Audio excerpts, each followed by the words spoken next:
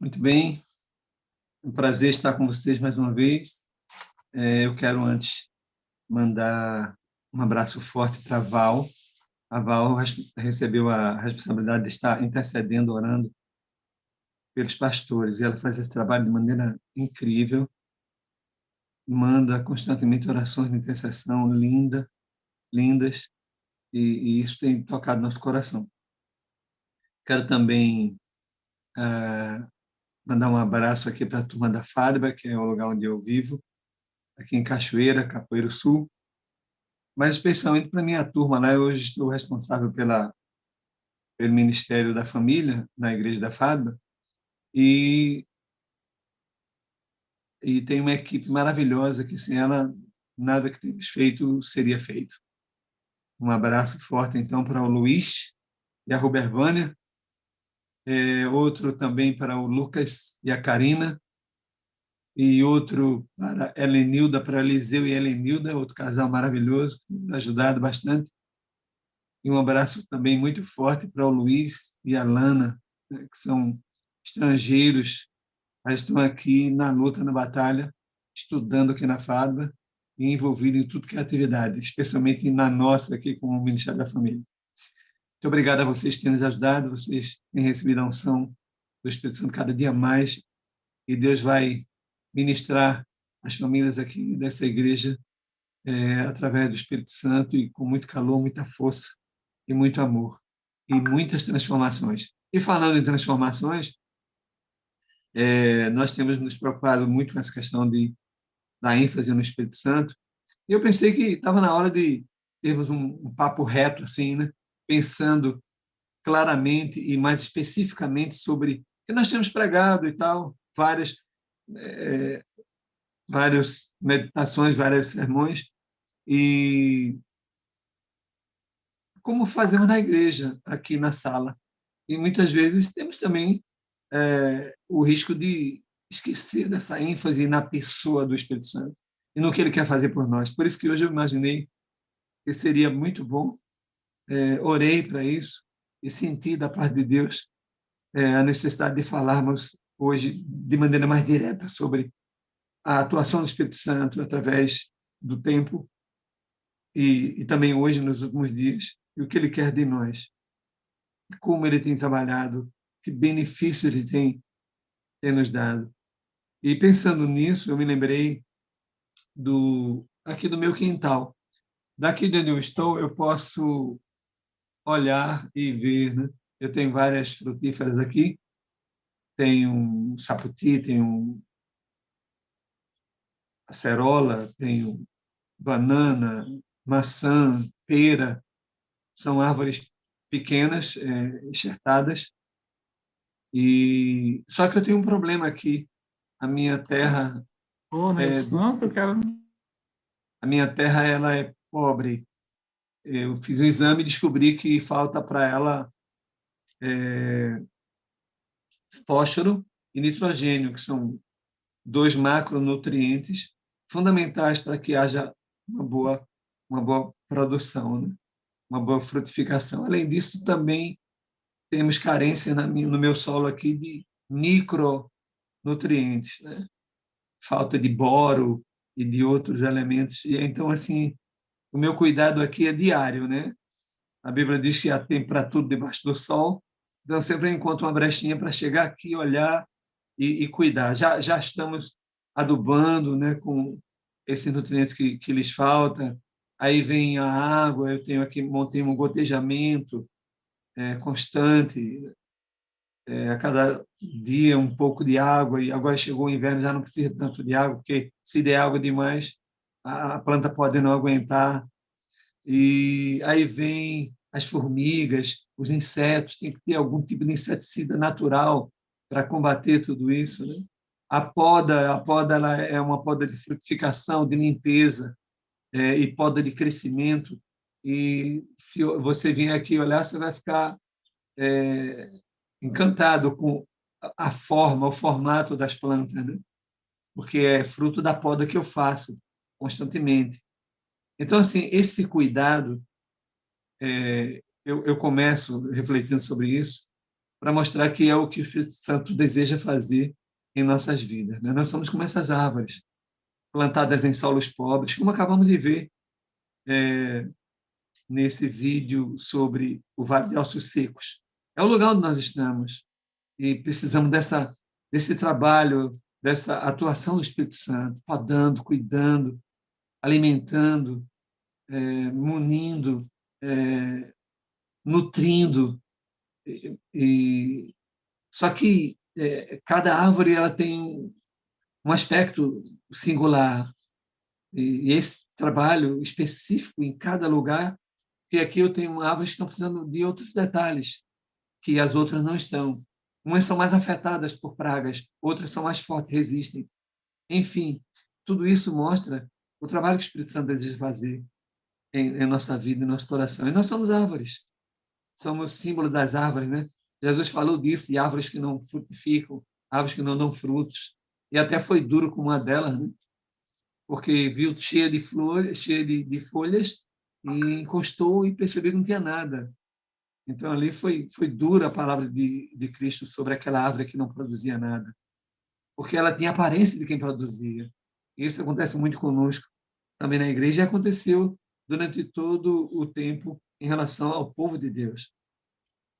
Então, eu começo com o texto de João 3, verso 8, que diz o seguinte: o vento assopra onde quer, e ouves a sua voz, mas não sabes de onde vem, nem para onde vai. E assim é todo aquele que é nascido do Espírito. Quer dizer, é uma atuação natural. Como o pastor Wagner sempre fala aqui, a diferença entre reforma e reavivamento. O reavivamento é que mexe com o nosso coração, que transforma nossa alma, nossa vida, nosso jeito de ser. Okay? E, em consequência disso, é que vem as mudanças específicas determinadas pela reforma. E foi justamente isso que o Espírito Santo fez durante toda a história do povo de Deus. E eu queria falar hoje sobre essa ministração do Espírito Santo através da história. Eu começo pensando em alguns homens. Não trouxe todos, porque o tempo não permitiria. Mas aqui eu tenho alguns toques importantes. Em Êxodo 4, verso 10, eu tenho a experiência de Moisés, né? Moisés dizendo, olha, eu não sou um homem eloquente, eu não sei falar, eu sou gago, eu ralento aqui para falar, né? Aí Deus lhe responde, mas quem fez a sua boca? Quem fez a boca do homem? Né? E Deus arremata, né? Dizendo, eu serei com a tua boca e te ensinarei o que hás de falar. E nós acompanhamos e sabemos as maravilhas que o Espírito Santo fez na vida de Moisés, com o final das contas, ele mesmo falando, né? Porque ele insistiu até em levar alguém, né? E Deus permitiu com relutância que Arão fosse, mas na verdade não foi Arão, foi ele mesmo que falou. E falou ao ponto de convencer Deus a mudar, inclusive, de atitude. Quando Deus disse que ia destruir todos ali naquela experiência dura ali da idolatria ao bezerro de ouro, e ele rasga suas vestes e intercede com Deus e consegue que Deus mantenha ainda muita gente viva e inicie um novo processo ali. Depois nós vimos a experiência de Gideão, né? Gideão fraco, débil, covarde. De repente, o Senhor aparece na vida dele, o aguarda e diz, Gideão, um homem valente, o Senhor é contigo. O Espírito Santo de Deus está contigo, né? E o texto de Juízes 6:34 diz, então, o Espírito do Senhor revestiu a Gideão. O Espírito do Senhor revestiu a Gideão. E quando isso aconteceu, a postura de Gideão mudou. Daquele homem tímido e covarde, ele se encheu de coragem, chamou mais 300 homens, cuja personalidade tinha características diferentes de todos os demais daquela época. Eles tinham fé, tinham coragem e tinham domínio próprio. Todos dons, características concedidas também pelo Espírito Santo. O Espírito Santo fez a sua obra. E com aqueles 300 homens, 120 mil midianitas foram vencidos. E Deus, assim, tirou o seu povo do domínio dos midianitas por 7 anos. Vimos também aqui a experiência de Davi, né? Quando todos os filhos de Jessé apareceram ali, nenhum deles foi qualificado, nenhum deles seria o homem escolhido para o trabalho do Espírito Santo. entre o povo de Deus. E Davi foi, então, o homem escolhido, o menos provável, aparentemente, né? E o texto de Samuel 16:13 diz que, então, Samuel ungiu no meio dos seus irmãos, e desde aquele dia em diante, o Espírito do Senhor se apoderou de Davi. Bom, experiências como essa são inúmeras lá no Antigo Testamento. Encontramos também Josué, Caleb, Esdras, Neemias, Abraão e tantos outros que foram também tocados pelo Espírito Santo para que pudessem estar envolvidos no trabalho que, que, que Deus gostaria que acontecesse ali no seio do povo de Deus. Trabalho que muitas vezes foram frustrados, né, pela influência de Satanás, mas Deus nunca desistiu e sempre contou com o seu remanescente. Bom, eu também gosto de fazer uma ênfase distinta para as mulheres. Inclusive, aqui na sala, a gente percebe, se você colocar o seu celular naquele quadro que tem geralmente 4 pessoas, com certeza 3 serão mulheres e 1 homem. Essa é a média. Pode ser que você encontre um quadro ali com um pouco mais de homem, mas, de modo geral, então isso mostra a presença massificada das mulheres aqui na sala, também nas igrejas, nos cargos das igrejas, no envolvimento do trabalho na igreja. Então, isso aponta para uma responsabilidade muito grande, inclusive, para as mulheres. Né? E Deus sabia disso, apesar do despeito, do estigma, do preconceito e das injustiças cometidas contra as mulheres, inclusive no próprio seio do povo de Deus. Tá? Aí você encontra ali Esther, não é? Com aquela situação das cartas concebidas por Amã. Ela, então, vai à presença do rei, arriscando a sua própria vida, né? E fala do que foi escrito para aniquilar os judeus, e vive aquela experiência maravilhosa de tocar o coração do rei e da libertação da morte de uma nação inteira. Seria um genocídio ali declarado. Né? Vimos também a atuação de Maria, a mãe de Jesus. Eu acho lindo o texto de Lucas 1, verso 35 e 47, dizendo que o anjo aparecendo a ela, dizendo que descerá sobre ti o Espírito Santo e a virtude do Altíssimo te cobrirá com a sua sombra. Okay? E por isso também o santo que de ti há de nascer será chamado filho de Deus.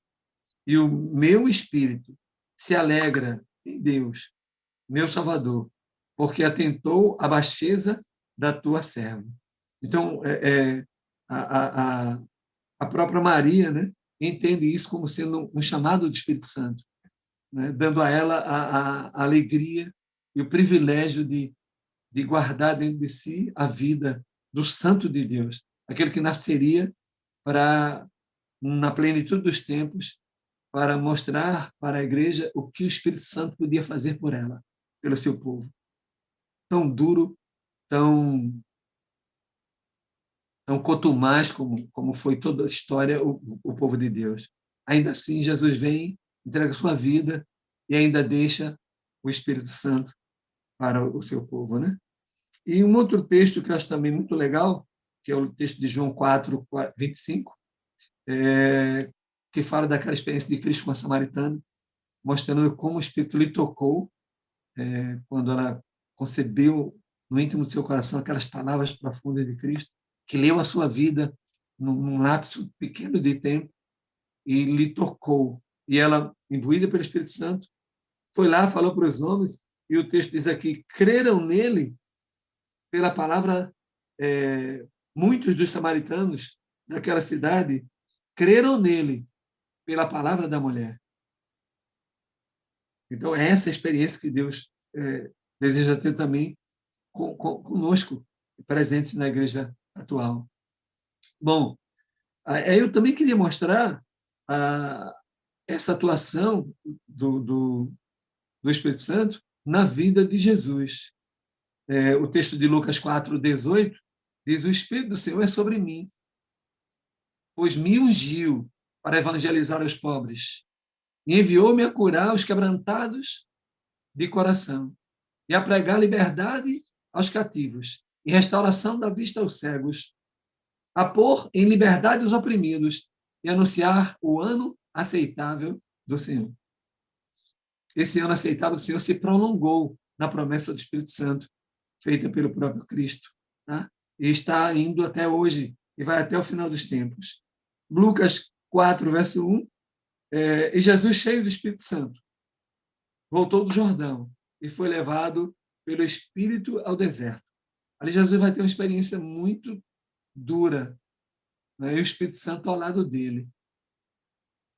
Quando, que para mim foi o pior momento, quando Satanás o leva para o alto de um monte, o mais alto de Jerusalém, e diz: olha, se você se ajoelhar e me adorar, eu te concedo todo esse reino que me foi dado. Então, assim, o próprio Jesus já tinha dito que ele, Satanás, é o príncipe desse mundo. E logo, Satanás, diante dele mesmo, assume que é o príncipe desse mundo e o exorta a adorá-lo. E aí você já sabe a reação de Cristo, né? Foi lindo, maravilhoso ver a vitória de Cristo sobre Satanás. Mas ele só fez isso porque ele estava sendo ministrado pelo Espírito Santo. E assim foi toda a sua vida. E ali no livro de Atos, capítulo 10, verso 38, no discurso de Pedro, ele diz como Deus ungiu a Jesus de Nazaré. Então, Deus ungiu a Jesus com o Espírito Santo e com virtude, com poder. E aí Jesus andou fazendo bem por toda parte, porque Deus era com ele. Então, o sinal de que Deus era com Cristo foi a atuação do Espírito Santo na vida de Jesus.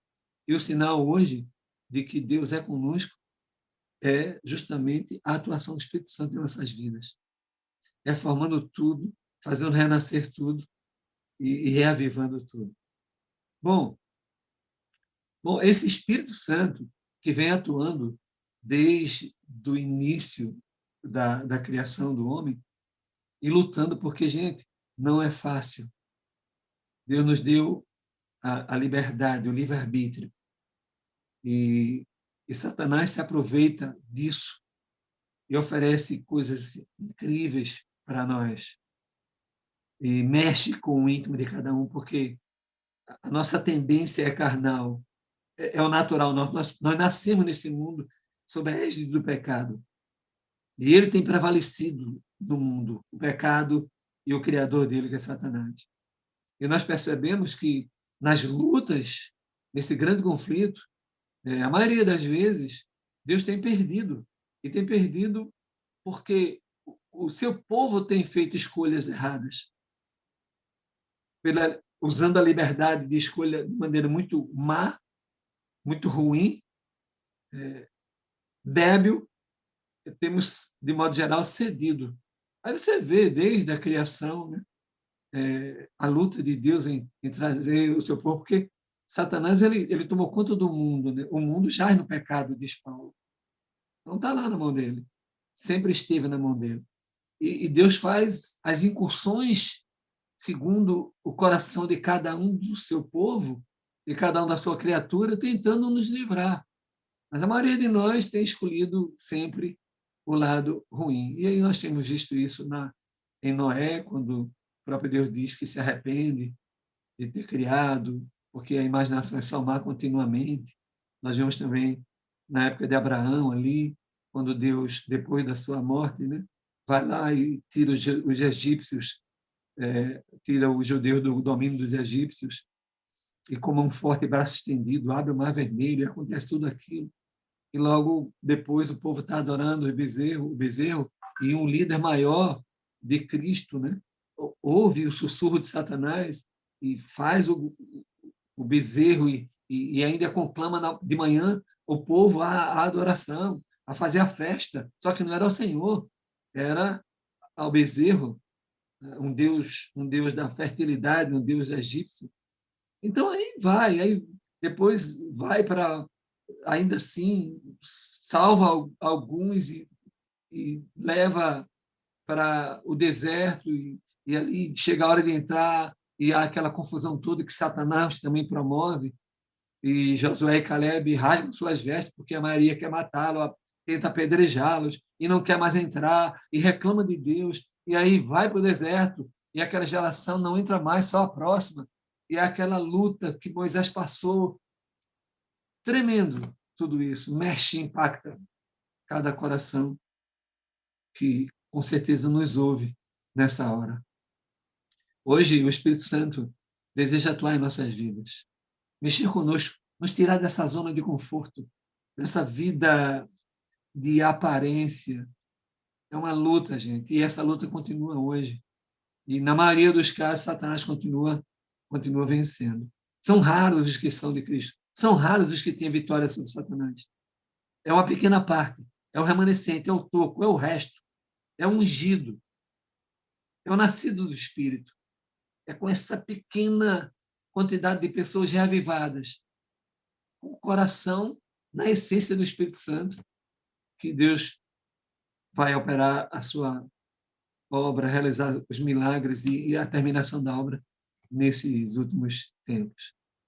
Mas eu queria também abordar um pouco da igreja primitiva, do que o Espírito Santo fez quando ele recebe, né, a promessa do Espírito Santo ali na chuva temporã, no Pentecostes. Né? Então, a primeira dádiva foi o dom de línguas. Okay? Só que muitos de nós, evangélicos, precisamos entender pontualmente a importância desse dom de línguas. Naquele momento, Deus precisava daquele dom, era o mais importante para aquele momento. Hoje, Deus continua precisando e vai precisar muito mais. Eu, por exemplo, estive há pouco tempo numa missão em Moçambique, ali em português, de boa para mim, não teve problema. Batizamos mais de 60 almas no evangelismo feito ali. Mas eu já tenho um irmão chamado Robson, pastor Robson, que ele já tem o dom mais aguçado. E ele foi ser missionário. Foi para Indonésia, foi para Reino Unido, foi para Ilhas Malvinas, e cada um desses lugares tinha línguas diferentes. E ele aprendeu, fala francês, fala português, fala espanhol, enfim. Ainda está estudando outras línguas. Então, em função dessa coisa que é aquele livro que nós estudamos, né, na sala 57, sobre o Espírito Santo, né? Pastor Helm, mostrando que Deus faz capacitações novas, dependendo da necessidade, né? Como fez com Caleb naquele momento, como fez com Moisés naqueles momentos. E ele fez isso hoje com o meu irmão Robson e com tantos outros que estão por aí pregando como missionários. Né? Eu tenho alguns pastores amigos que estão hoje no Japão, sabe, em lugares mais absurdos, de tremenda resistência ao evangelho. Eles estão lá pregando, na língua de lá, na língua do Japão, né? E outras línguas. Na Suíça, por exemplo, são várias línguas que são faladas. Então, quem vai para ali tem que receber esse dom de maneira especial. Né? E o incrível ali é que Deus deixa claro ali na origem da entrega do dom que é específico, não é falar em línguas que ninguém entende. Ainda mais, muito mais hoje, que vamos precisar de uma porção ainda maior desse dom. E o texto diz aqui claramente, o pessoal admirado, como é que nós ouvimos cada um na nossa própria língua em que somos nascidos? Partos, medos, elamitas, os que habitam na Mesopotâmia, Judéia, Capadócia, Ponto, Ásia, Frígia, Panfilha, Egito, partes da Líbia, e ainda vem Egito, e os forasteiros romanos, cretenses, árabes, todos nós temos ouvido em nossas próprias línguas falar da grandeza de Deus. E isso Paulo alertou, dizendo, olha, precisa ter intérprete. Se não tem quem interprete a língua, então fiquem calados, porque Deus não é Deus de confusão. Então isso é claro quando Paulo escreve aos Coríntios, preocupado que Coríntios estava recebendo esse dom e o inimigo já trabalhando para fazer a confusão, porque, lembre-se, nós não podemos esquecer disso. O mundo jaz no maligno. O mundo já está na mão do maligno. Só que ele é atrevido. Ele entra no seio da igreja, ok? Para fazer todas essas confusões. Ali foi feita essa confusão. Depois ele foi para Éfeso, para Cretenses, para os lugares onde Paulo trabalhou, na própria Corinto, para fazer a confusão. entendeu? E aí vem com doutrinas novas, né? Que Cristo não era Deus e outras coisas que aparecem que foi estabelecida por Satanás lá dentro. E Paulo fala desses homens, né, que ensinaram falsas doutrinas. E hoje estamos estudando o Apocalipse, também a ênfase na mulher vestida de escarlate, dando beber aquele vinho terrível com as doutrinas falsas. Então, isso tem acontecido também hoje. Temos que ter muito cuidado com isso. Essa também é uma atuação do Espírito Santo, mas o inimigo também está trabalhando o contrário e sempre levando a maioria, né? Porque o próprio Jesus deixou claro que o povo de Deus é como a areia do mar, mas só o remanescente será salvo. Paulo diz isso no livro de Romanos, capítulo 7, verso 29. Então, essa pequena minoria é para essa que eu estou falando hoje, para aqueles que querem viver, de fato, o reavivamento do Espírito Santo. Outras coisas lindas que aconteceram ali, naquela igreja primitiva, né? Naquela igreja do primeiro amor, a igreja de Éfeso, a igreja apostólica. Né?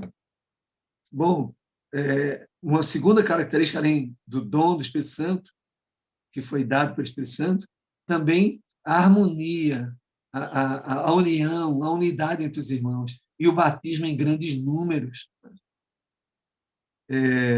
Aí eu recortei algumas coisas que demonstram isso. Primeiro, foram batizados que de bom grado receberam a sua palavra. E naquele dia agregaram-se quase 3.000 almas. Essa é uma afirmação de Lucas, no livro de Atos, capítulo 2, verso 41.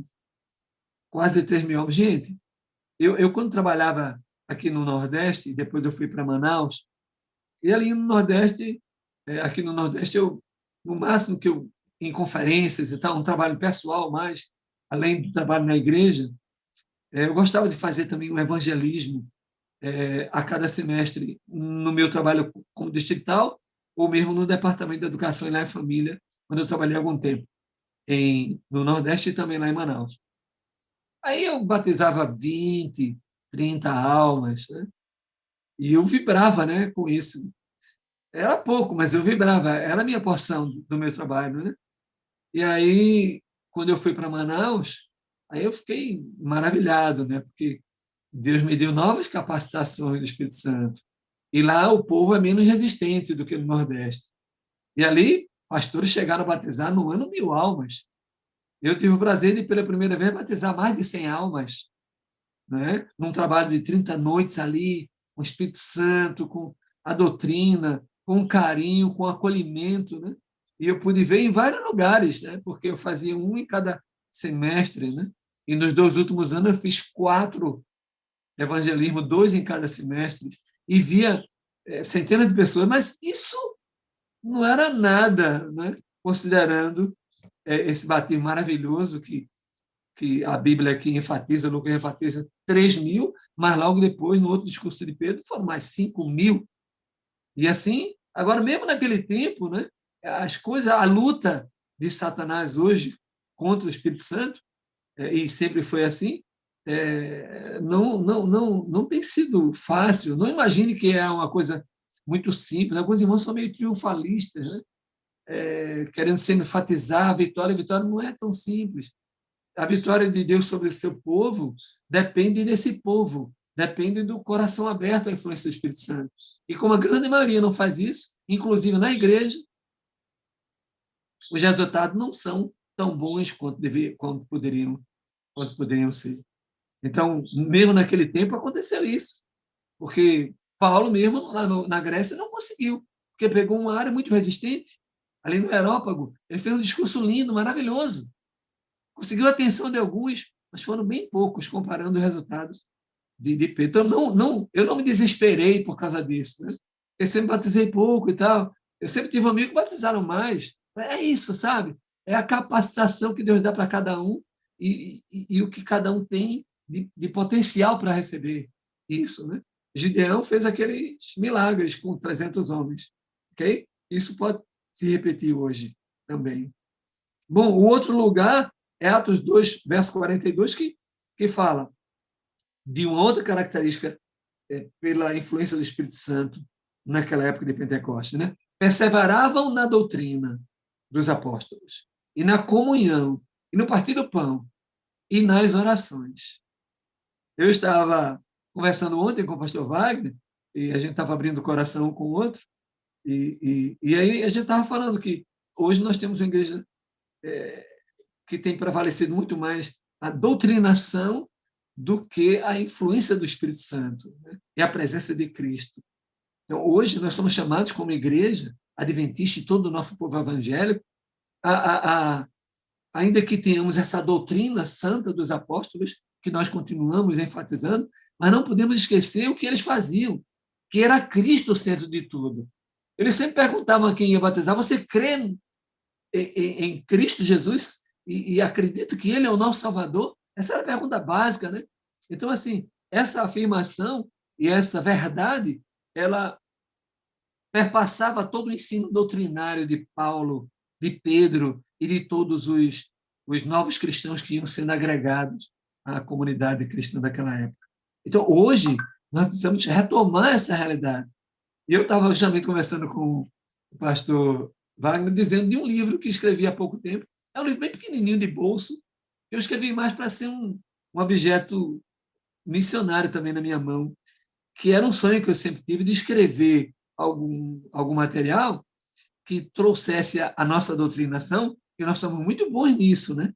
Em ensinar doutrinas, mas que não esquecesse do Senhor da doutrina, da essência da doutrina, do que está por trás, que dá vida e sentido à doutrina, que é o Cristo, né? Eu procurei trabalhar, né? O milênio, a volta de Jesus, a mortalidade da alma, o perdão e todos os demais estudos, né? Colocando o Cristo ali no centro, né? Com a essência daquele estudo. Eu acho que isso é uma coisa muito importante que havia naquela época.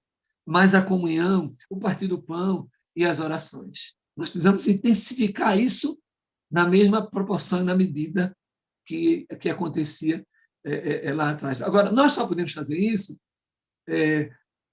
com essa receptividade. Eu aqui no meu quintal, como eu falei, eu faço isso na esperança, né, de que a cada ano essas árvores frutifiquem, né, que todas elas estão recebendo esse meu carinho, esse meu cuidado. Eu estou aqui querendo ilustrar o trabalho que o Espírito Santo faz, podando, tirando aquilo que está impedindo o crescimento, okay?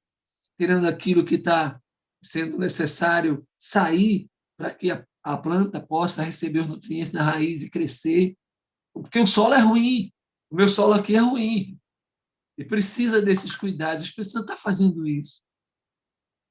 Então, é preciso essa receptividade da árvore, né? Do cuidado. Aqui, as minhas árvores todas recebem, né? Mas na vida dos seres humanos, infelizmente, não é assim, né? Muitas árvores são resistentes ao que o Espírito Santo quer fazer. Não querem poda, não querem limpeza, não querem um inseticida para impedir que os insetos atrapalhem, que o inimigo coloca ali para nos vencer. E resistimos a isso, e por isso que o Espírito Santo não tem sido dado na proporção que Deus gostaria de dar. Mas isso vai acontecer. Deus está preparando um povo. E parte desse povo está aqui nessa sala, praticamente quase todos os dias, né? Bom, o livro de Atos, capítulo 2, 44, ainda diz: todos que criam estavam juntos e tinham tudo em comum. Notem que essa coisa que tem dominado hoje a igreja de Laodiceia, né? Que é o apego às coisas materiais, okay? E o foco nessas coisas. Aí nós esquecemos do principal, que é essa comunhão com o Espírito Santo, esse lidar com Cristo todos os dias, esse estar orando sem cessar todo o tempo, não importa o que estejamos fazendo, mas com o foco nele, nas coisas do alto, como diz Paulo. Aí a gente se despoja, né, dessas coisas que vão ficar louco, hoje te pedirão tua alma, e para quem será? A casa. A casa vai ser dos meus filhos, vai ficar tudo aqui. Os meus livros que eu escrevi, a TV que eu tenho em casa, a casa e os bens, tudo mais que Deus me deu, o que for, Não dá para fazer, para focar nisso. O foco tem que ser a palavra, Deus, a adoração, as coisas do alto. Isso é reavivamento. As outras coisas vêm em seguida. É a essência do Espírito, na essência do nosso coração, no íntimo da nossa alma. Por isso que aquele povo vendia tudo, entregava tudo, estava nem aí para isso. Não havia também a maldade, né? Como há hoje de muitos sacerdotes, né? Era tudo muito puro ali na igreja de Éfeso. Então não havia aquela maldade que há muitas vezes em muitos sacerdotes hoje, de muitas igrejas evangélicas, né? Que transformam isso numa teoria da prosperidade falsa, numa teologia da prosperidade falsa, que a prosperidade está ali. Deus disse, eu abrirei as janelas do céu e te darei. Só que o que Deus quer é que, primeiro, ele habite em nosso coração. Aí as coisas vêm depois. Primeiro a adoração a ele. Eu dou porque sou grato. Eu não dou para receber. Porque quando eu dou por gratidão, porque eu amo, porque eu adoro, e a palavra de Deus é clara, né? Ninguém apareça diante de mim de mãos vazias, né? E muitos de nós temos ido à adoração de mãos vazias. Ninguém aparecia no culto do Antigo Testamento de mãos vazias. No Novo, mais ainda. Então, essa é a questão. O inimigo coloca em nossos corações o apego às coisas materiais. E naquela época era tudo em comum. Ninguém fazia questão de nada. Porque queríamos todos estar ali juntinhos. Né? Não havia briga por cargos, dissensões.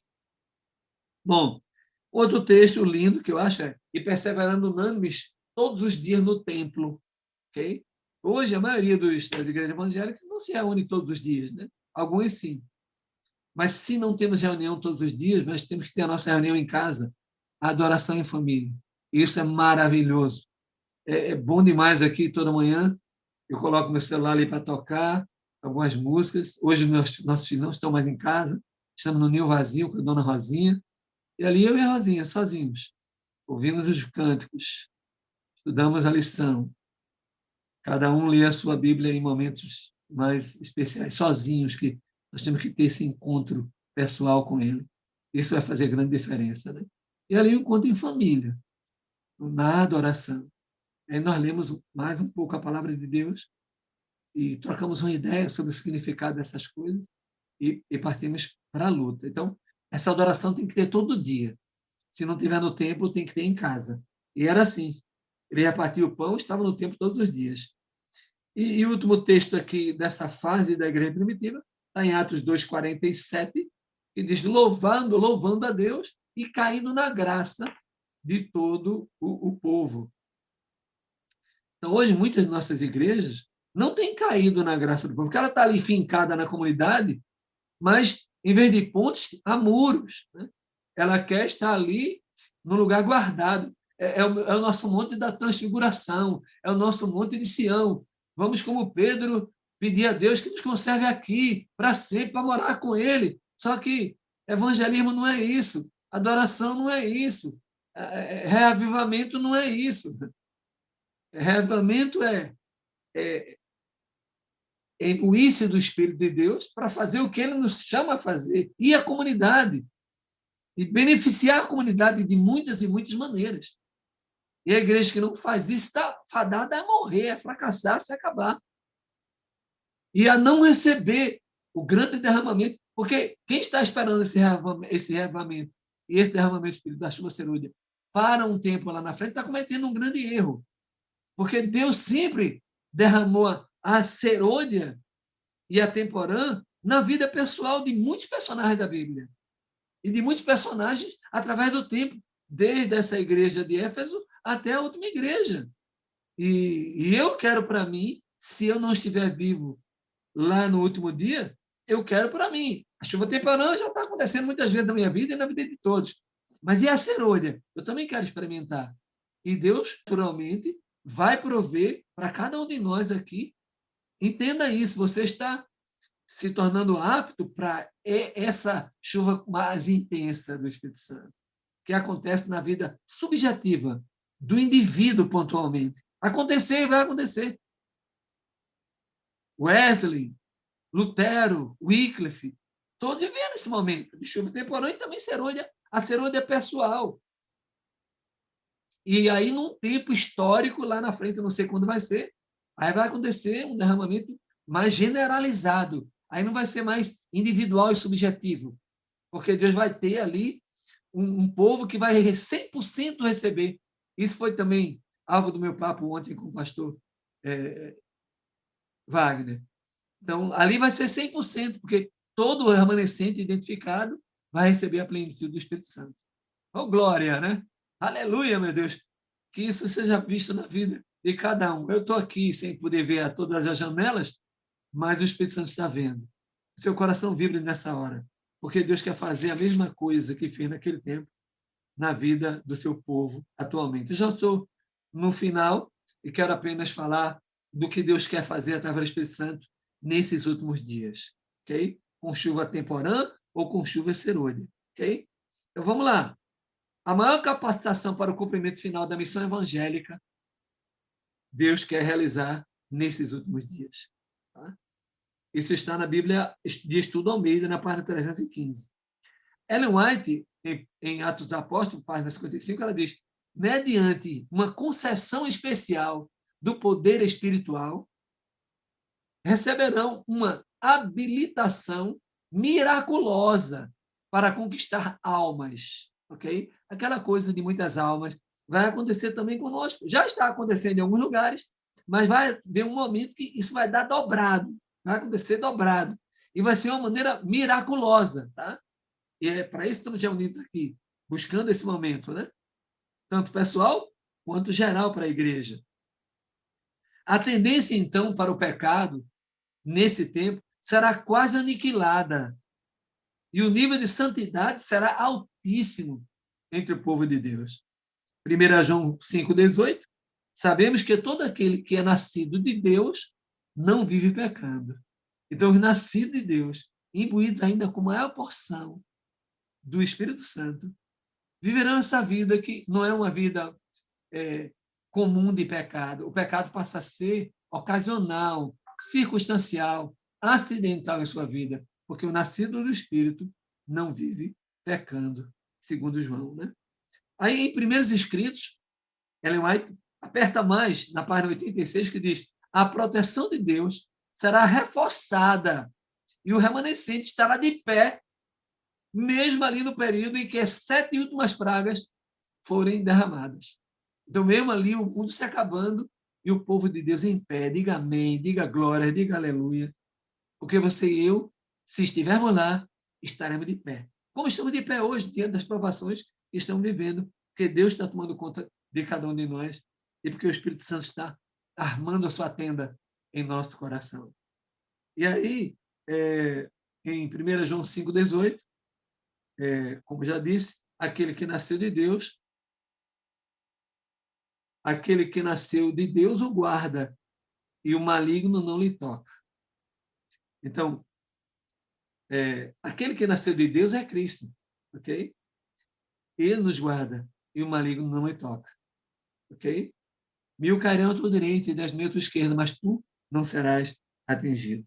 E, finalmente, Ellen White, no livro Eventos Finais, página 187, diz: a chuva serôdia desenvolverá no crente um caráter semelhante ao de Cristo. É isso que nós estamos buscando, né, gente? Não é da noite para o dia, não, viu? A Bíblia diz claramente lá em Provérbios que o caminho do justo é como a luz da aurora e vai brilhando até ser dia perfeito.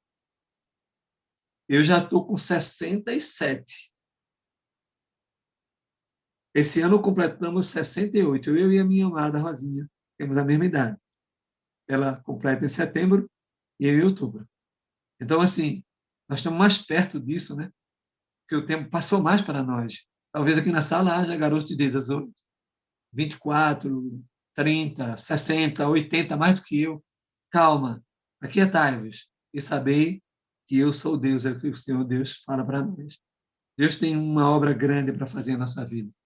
Nós só precisamos, como as árvores aqui do meu quintal, receber essa água, receber esses nutrientes, receber esses cuidados. Nós precisamos trabalhar o nosso coração Porque quem manda nele somos nós.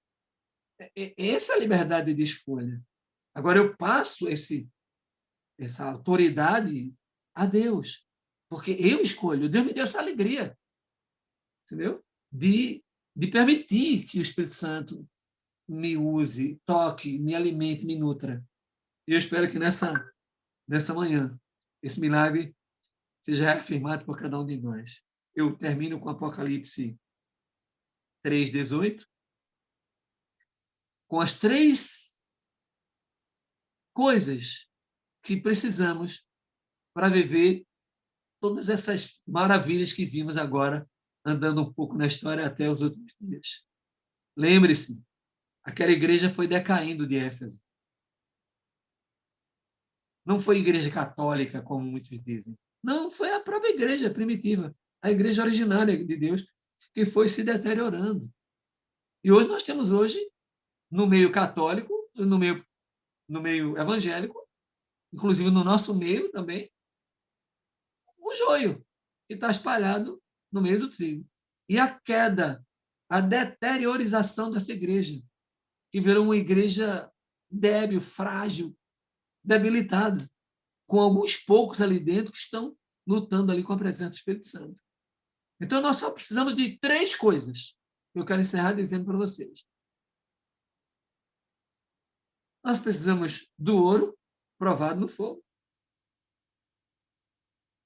que é a fé, que nos habilita, que nós somos salvos por ela, que abrimos nosso coração para querermos que temos pecado, precisamos vencer o pecado, e nessa luta de fé, nós vamos chegar à glória de Cristo Jesus. Lembre-se que o Espírito Santo veio para nos convencer do pecado, da justiça e do juízo. Então, a primeira coisa que precisamos é do ouro provado no fogo, a fé. A segunda é da roupa, a roupa branca. Porque Laodiceia, ela não tem fé, ela é débil. Ela acredita em si mesma, ela diz, eu sou rica, não preciso de nada eu tenho falta. Então, sabe, ela precisa de fé para entender a sua situação do pecado, ser convencida do pecado.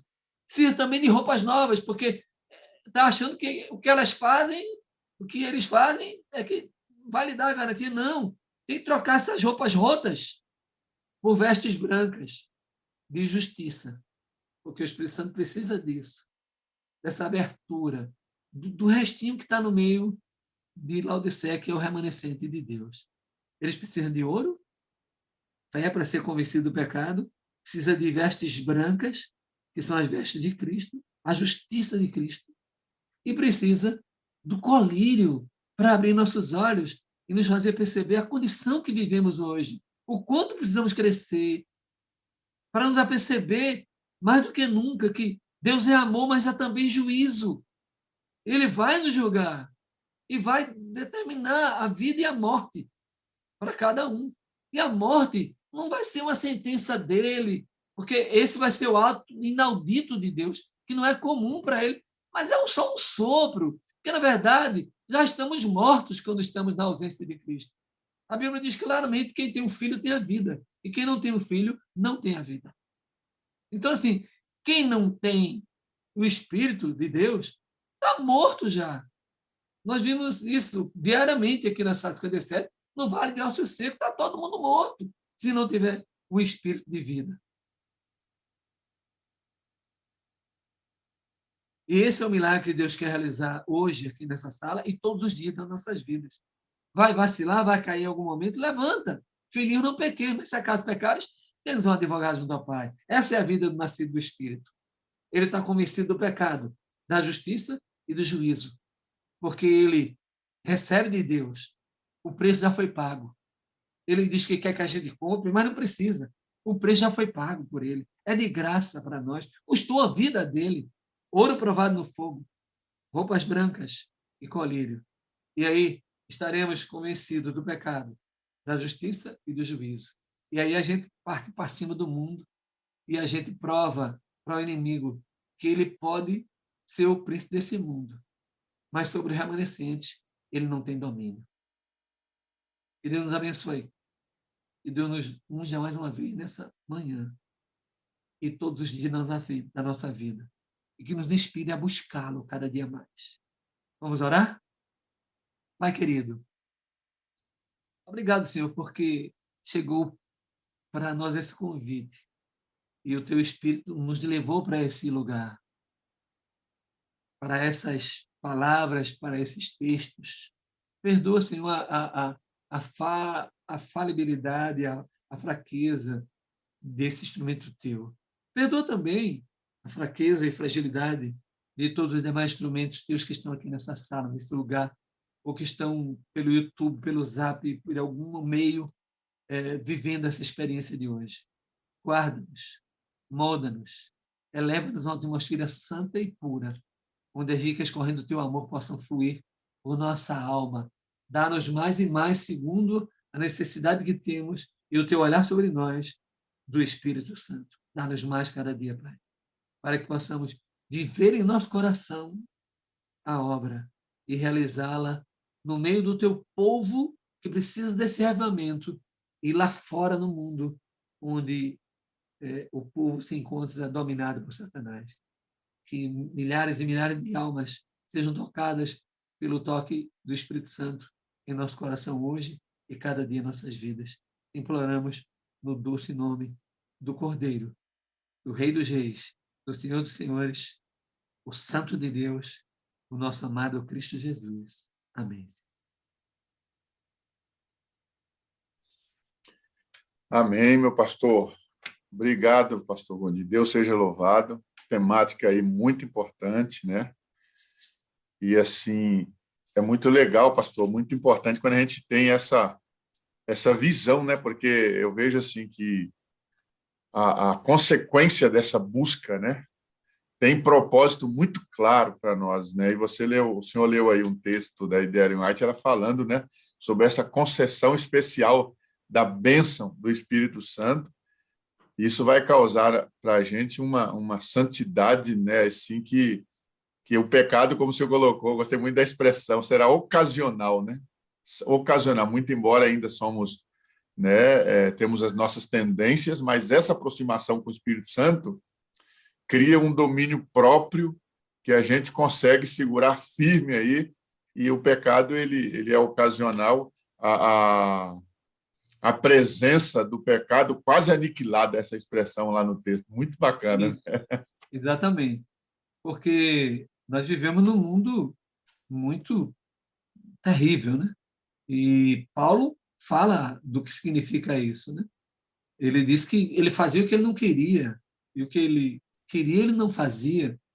Então isso também nos abate, e é por isso que nós sabemos que quanto mais próximos de Deus, quanto mais tocados pelo Espírito Santo, a vida vira, apesar de estar nesse mundo tão cruel, mas ela passa a ser luz, e a gente vive com mais alegria. E aí a gente tende a pecar muito menos, né? Porque se eu estou mais tempo ligado a Cristo e mais tempo influenciado pelo Espírito Santo, lógico que isso só vai acabar, essa tendência para o pecado, quando formos revestidos de incorruptibilidade. Okay? Aí não somos perfeitos. A luz vai brilhando até ser dia perfeito. Aí, naquele dia que fomos revestidos de incorruptibilidade, aí acaba essa angústia, né? Vamos viver num lugar sem pecado, não vamos mais pecar. Esse é o momento, podemos dizer assim, que está finalizando esse processo de santificação, né? Porque Exatamente. logo virá a glorificação. Exatamente. Pastorzão, obrigado, viu? Amo você e preciso de você para ser feliz, viu? Você é a forma visível de Deus, eu creio mais em Deus porque você existe. E falando nisso, pastor, de coração, viu? Você Amém. mora aqui, ó, não paga aluguel e aí de quem cobrar, viu? Também te amo, cara. Estamos juntos. Obrigado, meu pastor. Deus abençoe ricamente. Estou à disposição sempre. Sim, Paulo. Pastor Adevaldo, eu queria lhe dizer o seguinte, para os irmãos, eu vou mandar para a Eclei todo o texto, todo esse material, porque isso é importante, né? Para que se multiplique, que vá para outros lugares, né? Essa mensagem de hoje. Então, vamos colocar isso na mão de todos os irmãos que estão na sala 57 hoje, pela graça de Deus. E dentro dessa visão, pastor, a gente vê o resultado dessa busca, né? Porque você vê Isso. que como que aconteceu no passado, como que está acontecendo no presente e como que Deus espera que aconteça no futuro, esse resultado dessa busca ser cheio do Espírito Santo. Isso. É porque tem alguns irmãos que, às vezes, nós adventistas somos muito exigentes conosco mesmo, sabe? E às vezes passamos do limite. Ele quer deixar de pecar. Ele quer, entendeu? Só que entenda isso, nós não somos mais pecadores, porque eu desci na água como pecador e eu ressurjo como justo. Então, eu agora passo a ser justo, que é esse indivíduo que vai brilhando até ser dia perfeito. Mas um justo que ainda peca. A Bíblia diz que o nascido do Espírito não vive pecando. Quem vive pecando é o pecador. Mas nós que nascemos do Espírito, que nos tornamos justos, porque é o primeiro milagre que vem quando a gente emerge das águas, é a justificação. Se Jesus nos justifica, se nós somos justificados pela fé, é porque nós nos tornamos justos. Mas, infelizmente, o justo que ainda pode ter alguma queda. Filhinhos, não pequeis. Mas, se acaso pecares, temos um advogado junto ao Pai. Então, você que ainda cai ocasionalmente, não se desespere, porque foi por causa disso que Jesus veio e morreu por nós na cruz. Mas também não se acomode. Também não se acomode. O equilíbrio aí, né? É por isso que nós estamos no caminho, estamos no processo, né, pastor? Exatamente. Que bom, né, gente? Gostoso. Pastor, daria para a gente ficar batendo um papo aqui, ó, um Com tempão certeza. sobre esse assunto. É muito bom. Obrigado, viu, pastor? Deus abençoe ricamente. Foi um prazer. Bom demais, né, gente? Bom demais. Por isso que, e nesse momento ainda, né, onde lá, as primeiras horas da manhã, nossa mente está fresquinha, então parece que a gente compreende, né, de uma forma muito mais clara a mensagem, né? E uma mensagem como essa sempre nos ajuda, sempre nos abençoa, né? Que bom. Eu quero chamar aqui também o Gilmar, né? Cadê o Gilmar? Se o Gilmar está por aqui, para a gente bater um papo aqui, vai ser você vai ver, vai ser mais um papo aqui tranquilo, né? Vou ver aqui. Gilmar Castilho está aí com a câmera aberta. Olha lá, vamos ver. Vamos aqui. Vida no Espírito. Amor incondicional. Comunidade saudável. Missão atrativa.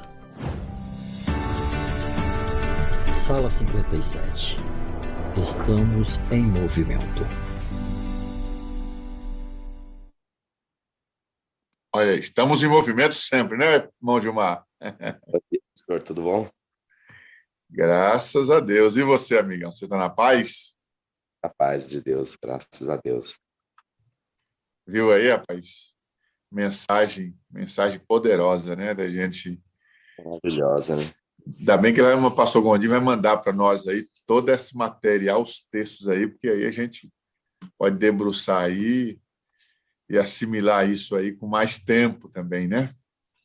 Gostei daquela frase que ele também, aquela do pecado ocasional, né? O cristão, ele não vive no pecado. Né? Sim. E essa, irmão Gilmar, essa tem que ser o nosso propósito, né? A gente precisa colocar isso em mente, né? Eu costumo dizer assim, ó, que a gente aprende a fazer o certo, mas nós precisamos abandonar o errado, né? Não adianta ir fazendo o certo e fazendo o errado junto, né? Tem que ir aprendendo o certo e abandonando o que é errado. Bom, Gilmar, diga para nós aí, amigão, onde você está, de onde você está falando, a igreja que você frequenta, quanto tempo você está na sala? Responde para nós essas 3 perguntinhas. Bom, eu moro em Goiânia, certo? Nasci em Goiânia, na verdade, sempre morei aqui em Goiânia. Eu congrego numa cidade ali em Palmeiras de Goiás, aos sábados e domingos, né? Eu tenho um sítio aqui que é 60 quilômetros de Goiânia, e nós vamos todo final de semana para lá. E no meio de semana eu congrego aqui na Igreja da Jardim, aqui em Goiânia, certo? A Sala 57, eu participo dela desde 2020. Já tem um tempinho. Logo no início da sala, praticamente, né? Porque surgiu ali, né, na época da pandemia, né? Tá. Você, então... Nós, hoje o Márcio falou aí, tem um sítio aí, já vale a pena pegar umas dicas aí com o pastor Gondim, viu? O pastor Gondim aí é perito aí, você viu como deu várias dicas aqui, né? De cuidado aí com o solo, de poda, né? Isso aí eu Então, fiz. Lá a gente tem um parreiral lá, tem 1.600 pés de uva. E aí a gente está no processo disso aí, de plantar ele, agora vai fazer enxertia, logo, logo tem as podas, tem que ficar adubando, capinando, tem muito serviço. olha aí, então tem muito papo aí sobre o cuidado, né, do plantio aí. Meu Sabe? amigo, você estava ali contando para nós, né, sobre a questão da sua experiência, e eu fiquei assim interessado em um ponto importante. Na verdade, a sua experiência, a sua história tem muitos pontos importantes, né? E nós vamos entrar agora nessa questão prática. Antes, porém, vamos fazer uma breve oração? Tá? Senhor nosso Deus, Pai querido, obrigado pela oportunidade que temos de adorar o Senhor juntos. Tem sido uma bênção estar aqui e hoje, em especial, até esse momento, vimos o seu Santo Espírito dirigindo todas as coisas. Agora vamos ter um bate-papo aqui com o irmão Gilmar. O irmão Gilmar vai contar aqui um pouco da experiência dele. Que o teu Santo Espírito continue aqui dirigindo e colocando, ó Pai, todas as coisas no seu devido lugar. Nos ilumine, esteja conosco, é o que nós te pedimos e agradecemos em nome de Jesus. Amém, Senhor. Irmã Gilmar, o senhor falou aqui, falou dentro do seu contexto aí de estilo de vida, aí, né, do seu início, base familiar, né, que você foi criado praticamente pela sua mãe, né, porque aos 2 anos de idade houve a separação aí, né, dos seus pais. Você coloca aí que por volta dos 9 anos, 8, 9, 10 anos, você já trabalhava, né? Você já trabalhava e com 12 anos você teve ali o seu primeiro emprego, rapaz, né? E aí a vida foi seguindo, você praticamente não teve infância. Como é que foi esse contexto aí de sua vida? Como nós éramos uma família muito pobre, minha mãe se separou do meu pai, ela era analfabeta, não tinha nenhuma profissão. Ela arrumou um emprego no hospital, trabalhou lá durante 30 anos, o único serviço dela. E o salário era pouco. Pagava aluguel, comida, roupa para 4 crianças, não é fácil, né? E minha mãe, então, como ela não tinha muitas condições, aí os filhos tinham que ir para a Lida. E eu fui para a Lida desde novo, certo? Eu vendia picolé, vendia laranjinha, aí arrumei um serviço numa sapataria, aí eu passei para outra sapataria. E com 12 anos, eu comecei a trabalhar nessa sapataria, com 14, mais ou menos, eu comecei na farmácia. E na farmácia, aí eu trabalhei mesmo. É porque era muito difícil naquela época, porque não tinha muita fiscalização do trabalho. Então, eu entrava no colégio 7 horas, saía meio-dia, 1 hora eu entrava no trabalho, entrava no trabalho, saía 9 horas da noite. Sábado e domingo, dia de sábado, eu entrava 7h30 no serviço, e saía 9 horas da noite. E no domingo eu trabalhava até meio-dia. E quando eu estava nas férias do colégio, o meu ex-patrão me forçava a trabalhar no horário da aula. Então, assim, foi muito difícil. Mas me ajudou na formação do caráter, né? Me ajudou a valorizar as coisas. Isso, irmão Gilmar, isso ajuda a gente, né? Porque quando a gente começa a trabalhar cedo, pelo menos eu tenho percebido que a maioria das pessoas que começaram a trabalhar cedo, né, tem uma vida diferenciada, aí em detrimento daqueles, não estou falando que todos aqueles que começaram a trabalhar tarde, né, não presta, não é isso, mas assim, parece que há um foco, né, aquele que começa a trabalhar cedo, parece que é mais persistente, é mais resiliente, né, e isso parece que é uma verdade em todos aqueles que o pai colocou para trabalhar muito cedo. Agora, dentro desse contexto de vida seu aí, me parece que você não foi aquela criança, então, que teve aquele lazer, brincadeiras, momento de brincar, momento de curtir a infância. Você não teve isso? Não tive. Eu sentia muita saudade do meu pai, vontade de conversar com ele. Chegava o dia dos pais, era muito triste para mim, sabe? Mas ele sumiu, nunca mais me encontrei. Depois eu fiquei sabendo que ele tinha falecido. E eu não tive essa infância, porque não tive condições. Minha família era muito simples, tinha que trabalhar. E aí, basicamente, eu via meus colegas brincando, eu saía do colégio, almoçava rapidamente, via meus colegas brincando e eu tinha que ir para o serviço. Mas a gente, tudo é um aprendizado, a gente sempre aprende com as coisas, a gente valoriza. Eu aprendi a administrar meu dinheiro, minha mãe sempre me ensinou a economizar, essas coisas assim, e eu agradeço muito a Deus. Hoje a minha vida é diferente financeiramente, graças a Deus, é uma vida mais tranquila, certo? Mas Você foi foi difícil. colhendo, né, Gilmar? Você foi colhendo os frutos, apesar de não ter tido, podemos dizer assim, de ter o privilégio de viver a infância, brincando como todos os meninos, mas sempre trabalhando, trabalhando, trabalhando. Isso também, de alguma maneira, te deu uma bagagem que, ao longo da vida, você soube administrar o seu tempo, o que você ganhava, né? De modo que você foi colhendo as bênçãos de Deus também, diante dessa questão toda. Exatamente, mas assim, esse é o aprendizado, né? A gente aprende Eu lembro direitinho quando eu recebi meu primeiro salário, meu primeiro emprego mesmo, sabe? Quando eu recebi o primeiro pagamento, eu fui no supermercado, fiz aquela compra maravilhosa, levei para casa. Minha mãe ficou tão feliz, aquilo ali para mim foi o máximo. Minha mãe foi sempre um exemplo de vida para mim. Ela se anulou para criar a gente, sabe? E ela, desde criança, eu lembro dela levar eu nas igrejas, e eu pequenininha ela levava nas igrejas, então, assim, ela sempre foi um grande exemplo para mim. E assim, Gilmar, entrando já nesse contexto da sua mãe, né? Você conta a experiência com a sua mãe, é óbvio que você cresceu aí, ela cuidando de você. Imagino que vocês se tornaram assim pessoas muito ligadas, né? Até porque a mãe se tornou mãe e pai, né? Exato, E diante dessa realidade, não sei se você me ouviu bem, parece que deu uma travadinha aí. eu vi. Tá. Então, assim, diante dessa realidade, você tem aí a experiência que parece que vocês são eram 3 ou 4 irmãos. Nós éramos 6 irmãos, 2 6 morreram. irmãos. Eram 3 irmãs e 3 irmãos, 2 morreram novinhas, aí ficou nós 4. Eu sou o caçula. E Ok. desse caçula, eu fui o que mais convivi com a minha mãe, porque meus irmãos casaram cedo, e eu já casei mais maduro, né? Aí Tá. eu convivi mais com ela, tinha um elo de ligação muito grande com ela, então minha mãe confiava muito em mim quando tinha que ir no hospital, no supermercado, receber a aposentadoria dela. Ela não queria que nenhum outro filho levasse, era eu que tinha que levar.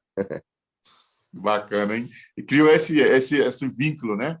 Esse elo. Ô, Gilmar, embora a história da sua mãe, como a história da sua mãe tem a ver também com a pregação do Evangelho, né, que você conta ali e tudo, eu vou fazer uma pergunta referente ao Evangelho antes de entrarmos na questão da sua mãe, que é uma história marcante.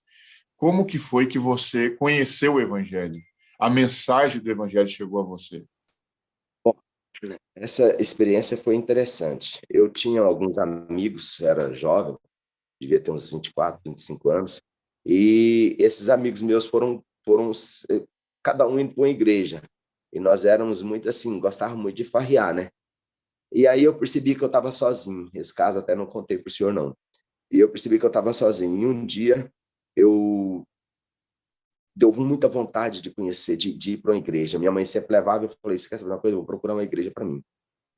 E a primeira vez que eu passei de frente à igreja adventista, eu pensei assim, olha, inventar mais uma igreja, gente. Eu não sabia dessa aqui, não.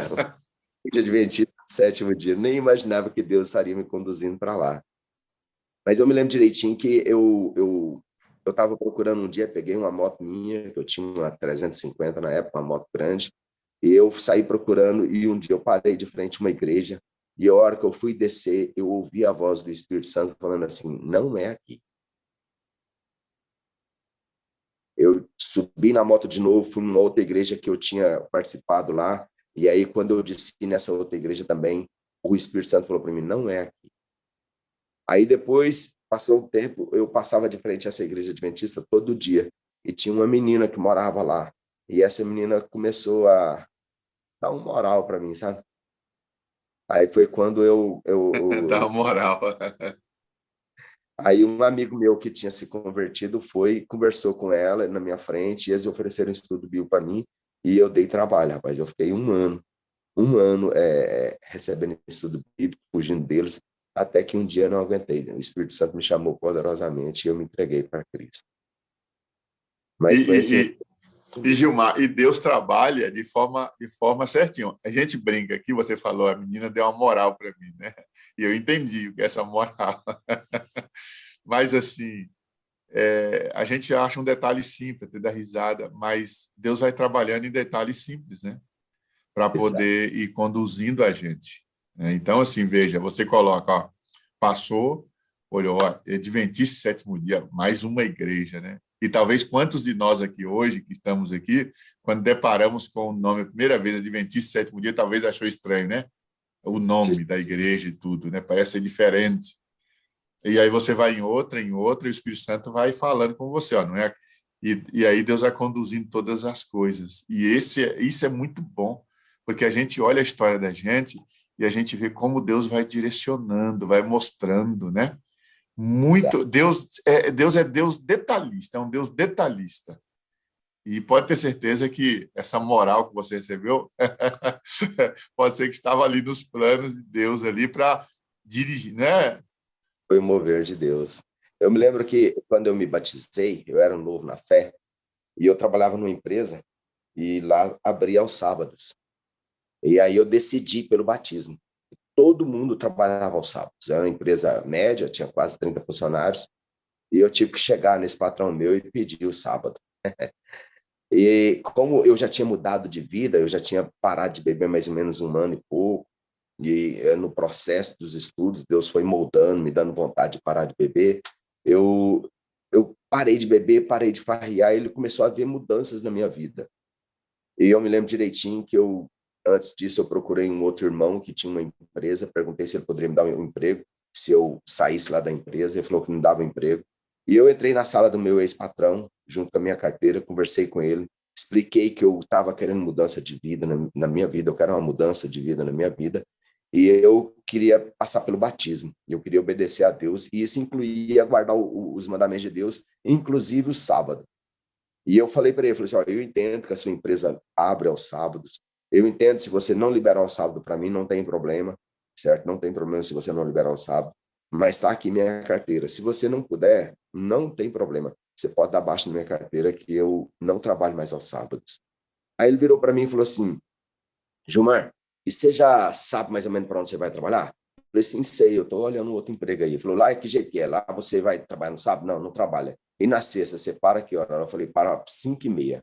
Aí ele falou assim, então a partir dessa semana você não precisa mais trabalhar aos sábados. E você sai 5h30.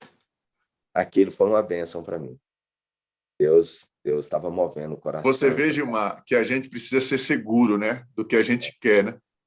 O maior problema do ser humano é a dúvida, porque fica meio lá e meio cá, os outros decidem por a gente, né? Então é nós que precisamos tomar a decisão. O certo é o certo fazer.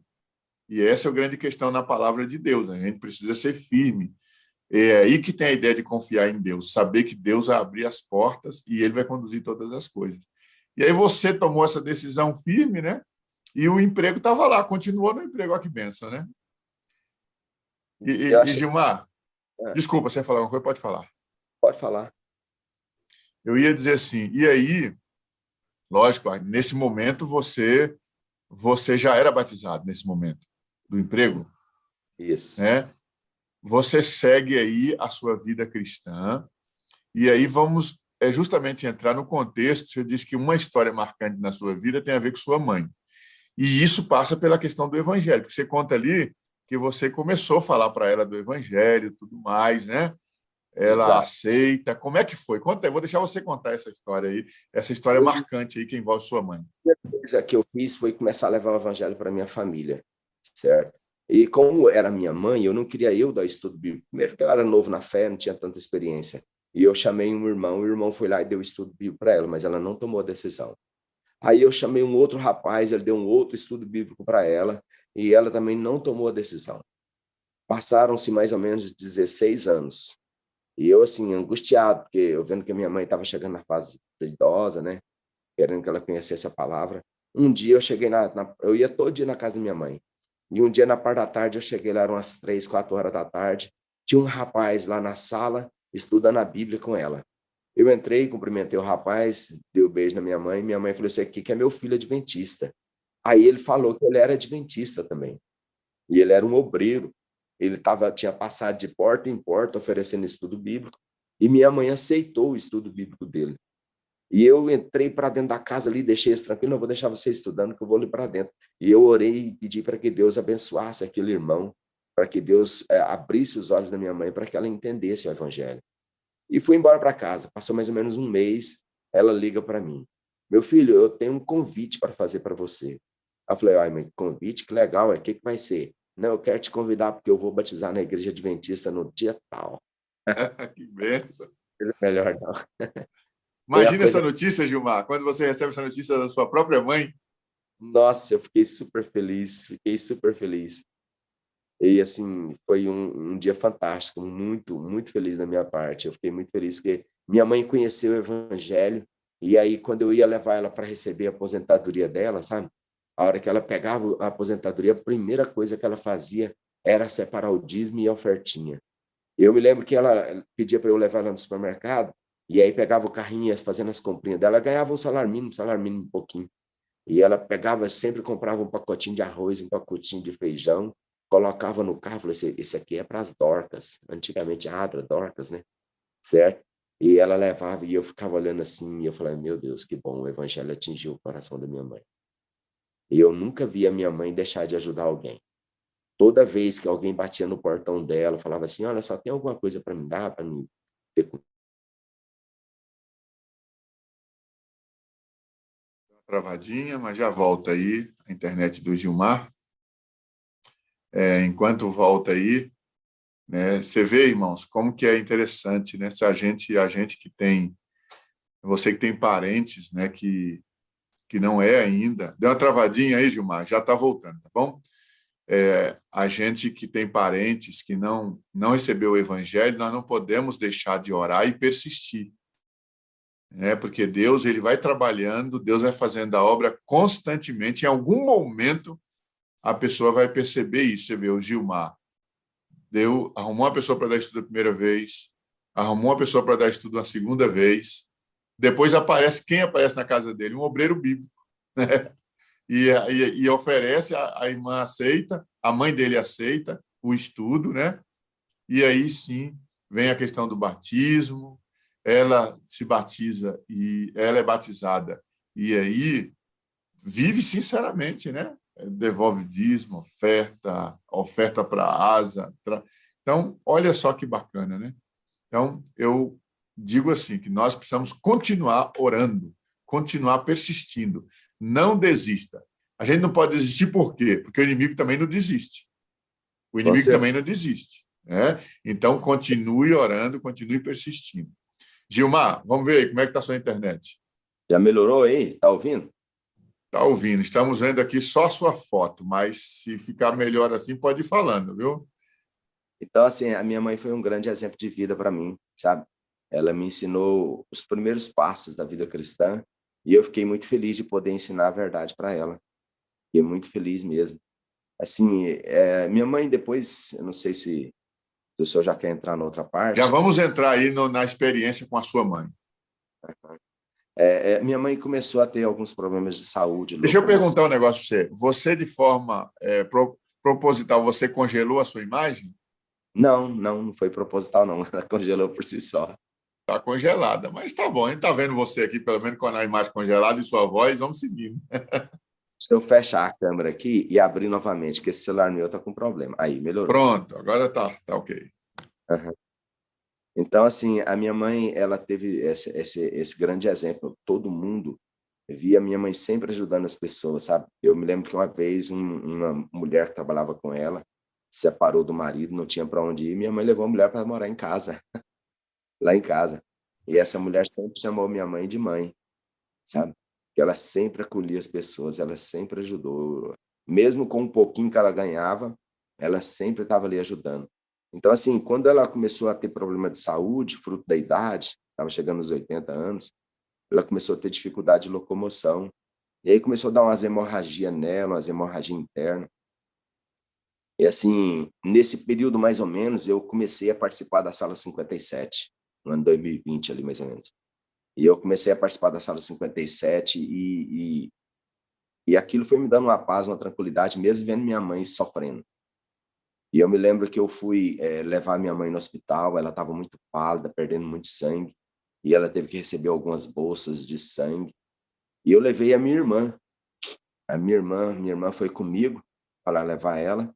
E quando o médico falou que a minha mãe não tinha muito tempo de vida mais, sabe? A minha irmã, lá fora do hospital, a hora que nós saímos, deixamos minha mãe lá dentro, ela começou a chorar, desesperada, e eu acalmando ela, acalmando. Ela virou para mim e falou assim, mas como é que você consegue ter essa paz, cara?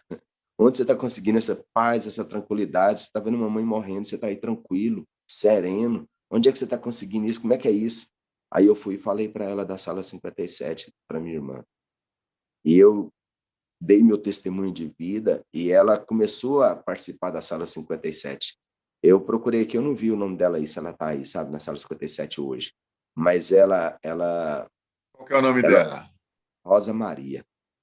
Ah. E ela agora, eu percebi que ela agora está começando a ir na igreja, sábado retrasado. Eu estava aqui na igreja da Jardim, ela chegou, ela e minha tia, irmã da minha mãe, trazendo até visita já.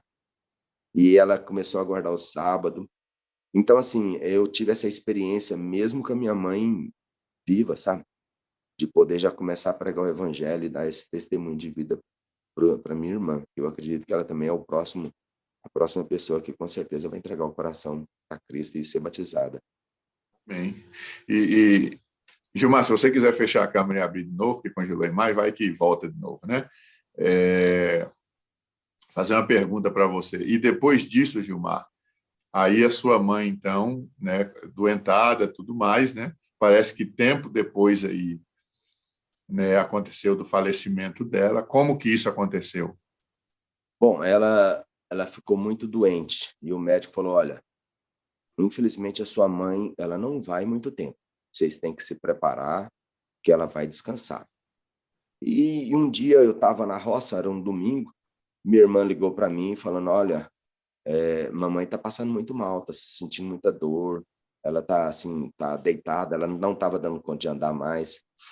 E ela passou a noite inteira gemendo. E eu falei para ela, falando, então amanhã cedo eu estou indo aí, a hora que eu chegar em Goiânia, eu vou, em primeiro lugar, eu vou para aí.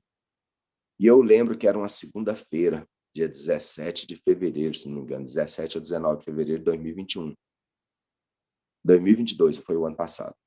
Aí eu fui lá, quando eu cheguei lá, minha irmã chorando, eu acalmei ela, falei, olha, calma, esse é um processo que a gente sabe que infelizmente a mamãe vai ter que descansar. Ao mesmo tempo, assim, é uma alegria a gente saber que ela vai descansar, mas a gente tem que estar preparado para esse momento. E aí eu acalmei a minha irmã, orei com ela, e a hora que eu entrei dentro do quarto, minha mãe estava ali deitada, acordada, eu fiz algumas perguntas para minha mãe, perguntas boas e perguntas difíceis de se fazer, certo? Perguntas bem difíceis. Eu perguntei para minha mãe, a primeira coisa, eu perguntei se ela acreditava em Cristo, em Jesus como Salvador da vida dela. E ela falou que sim, que acreditava em Jesus como Salvador.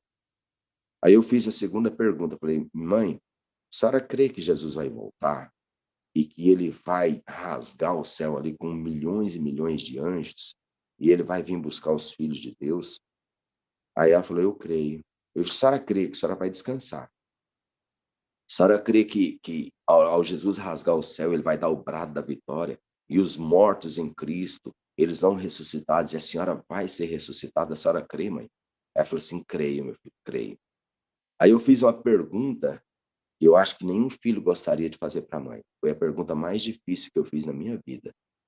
Eu perguntei para minha mãe se ela queria descansar. Falei, mãe, eu sei que a senhora está sentindo dor. A senhora quer descansar, mãe? E ela virou para mim e falou assim, eu quero descansar. Eu quero descansar. Aí eu peguei na mão da minha mãe, peguei na mão da minha irmã e comecei a orar a Deus. E eu falei para Deus assim, Senhor, aqui está a tua serva, que por muitos e muitos anos tem servido ao Senhor. Ela testemunhou publicamente de que ela acredita em Jesus como Salvador pessoal. Ela crê que o Senhor vai voltar e que o Senhor vai ressuscitá-la. mas ela está sofrendo, Senhor. Ela está sentindo dor. Eu sei que o Senhor não sente prazer em ver seus filhos sofrendo. Os únicos seres no universo que sentem prazer em ver seus filhos sofrendo são o diabo e seus anjos. Então eu quero pedir ao Senhor, por favor, não dê essa alegria ao diabo. Pode levar a mamãe. Dê o descanso que ela tanto precisa, que ela tanto quer. Nós estamos preparados, Senhor. E nós vamos nos preparar para reencontrar com ela. E quando eu terminei de fazer aquela oração, a minha mãe parou de gemer e ela dormiu, descansou. Não morreu, ela descansou. E aí eu fui para o serviço, a minha irmã ficou cuidando dela. Aí no final do dia, minha irmã ligou para mim e falou assim, Gilmar, vem cá cuidar da minha irmã, que eu vou lá em casa tomar banho, eu não quero deixar a mamãe sozinha, não. E ela dormiu, depois que você fez a oração, ela não gemeu mais e ela está dormindo tranquila. Aí eu fui para lá. Quando eu cheguei lá, ela me falou que ela estava tranquila, eu fui lá, vi que ela estava respirando, tranquila, não quis acordar a minha mãe. E minha irmã foi embora, passou uns 40 minutos, eu estava conversando com meu sobrinho, que morava lá com ela. E aí eu falei, vou lá ver minha mãe. Quando eu cheguei lá, minha mãe tinha descansado. Ela tinha falecido. E o semblante da minha mãe, que ficou muito marcado na minha mente, foi um semblante sereno, tranquilo, um semblante de paz. E eu tenho a bendita esperança de reencontrar ela, de poder Gilmar, reencontrar de fato, essa experiência é uma experiência marcante mesmo, né? Você vê que como Deus, né, ele é misericordioso com os seus filhos, né? Você fala, Senhor, eu não quero que o inimigo, né, ele tenha a vitória de ver minha mãe sofrendo, né? Dias e dias em cima da cama. E Deus sabe todas as coisas, né? E dentro do desfecho dessa história que você coloca, né, a esperança no coração dela da ressurreição é algo tremendo. Né? Essa, irmão, a segurança que nós precisamos ter em Deus, né? A segurança da salvação, da vida eterna, porque os nossos dias nesse mundo aqui, 50, 60, 80, 100, isso é pouco demais, né? Não importa. Nós vamos aproveitar esses dias para servir o máximo a Deus, ter esperança na vida eterna. Como diz o texto bíblico, se vivermos, vamos viver para o Senhor, e se morrermos, morreremos para o Senhor, né? Quer vivamos, quer morramos, somos do Senhor. Essa é a grande questão, né? E essa é a esperança da nossa vida. E, Gilmar, nós estamos aqui, nosso bate-papo, você percebe que é uma construção da ideia, né? Quando você era criança, uma coisa que eu tenho observado na sua conversa é que você sempre vê o lado positivo da coisa, né? Você não se prende a sua visão ao lado negativo, porque na nossa história a gente tem que ter questões positivas e questões negativas. Nós temos lutas e nós temos vitórias, pontos altos e pontos baixos. E eu observo no seu testemunho que a sua visão está sempre focada na questão positiva. Mesmo em situações como essas, você vê a mão de Deus, você vê a direção de Deus, você tira o lado bonito, e isso é muito bom. Eu acho que é uma lição para todos nós aqui, porque, assim, às vezes tem pessoas, Gilmar, não sei se você concorda comigo, tem pessoas que se prendem à questão negativa, né? Fica amarrado aquilo ali e aí não consegue avançar, fica preso no passado para sempre. Né? Por quê? Porque só vive as questões negativas da vida, né? E as questões negativas muitas vezes nos ensinam, nos dá a base para saltar e receber as bênçãos de Deus. Eu fico feliz, assim, por não ter sido a minha irmã que viu a minha mãe morta pela primeira vez. Porque a minha irmã é muito emotiva, certo? Você vê, Deus foi tão bom que ele tocou no coração dela para que eu ficasse com ela. E a primeira pessoa que viu a minha mãe morta foi eu. E quando eu vi, eu mantive a calma, porque eu tinha certeza que eu tinha feito a oração. Então, eu tinha certeza do testemunho, da maneira como minha mãe falou, eu tinha certeza que Deus estava conduzindo tudo. Então, quando a minha irmã chegou, eu lembro que ela abriu o portão, na hora que ela foi entrando, eu fui me encontrar com ela, não deixei ela ver a minha mãe primeiro. Eu falei, olha, a mamãe descansou. E ela começou a desesperar, ela começou a chorar, e eu falei, calma, calma. Nós fizemos a oração, nossa mamãe estava sofrendo, E Deus fez o melhor por ela. Agora, tudo bem, vai ficar a saudade, vai ficar o sentimento vazio, mas nós podemos nos reencontrar com ela. O que a gente tem que fazer agora é nos prepararmos. Ela, a vida da mamãe está selada, a nossa não. Então agora é nós que devemos nos preparar. E a partir daquele momento, a minha irmã começou a participar da Sala 57, um pouquinho antes, ela começou a participar da Sala 57, ela participa também do Momento a Sós com Cristo, que é toda terça, 2 horas da manhã, e ela começou a ir na igreja, e eu percebi que ela começou a ter uma comunhão mais com Deus. Até nas postagens que ela coloca no Instagram, no Facebook, eu percebi que está tendo uma mudança, o Espírito Santo de Deus está trabalhando no coração da minha irmã. Que bênção, né, Gilmar? Eu percebi uma coisa, pastor. A morte da minha mãe, a maneira como foi, Deus queria trabalhar para minha mãe? Queria. Mas eu acredito que ele queria trabalhar mais era no coração da minha irmã. Legal. Ele queria preparar ela para ela se preparar. Porque minha mãe já estava preparada. Mas E Deus tem propósito em tudo, né, Gilmar? Deus tem propósito em tudo, né?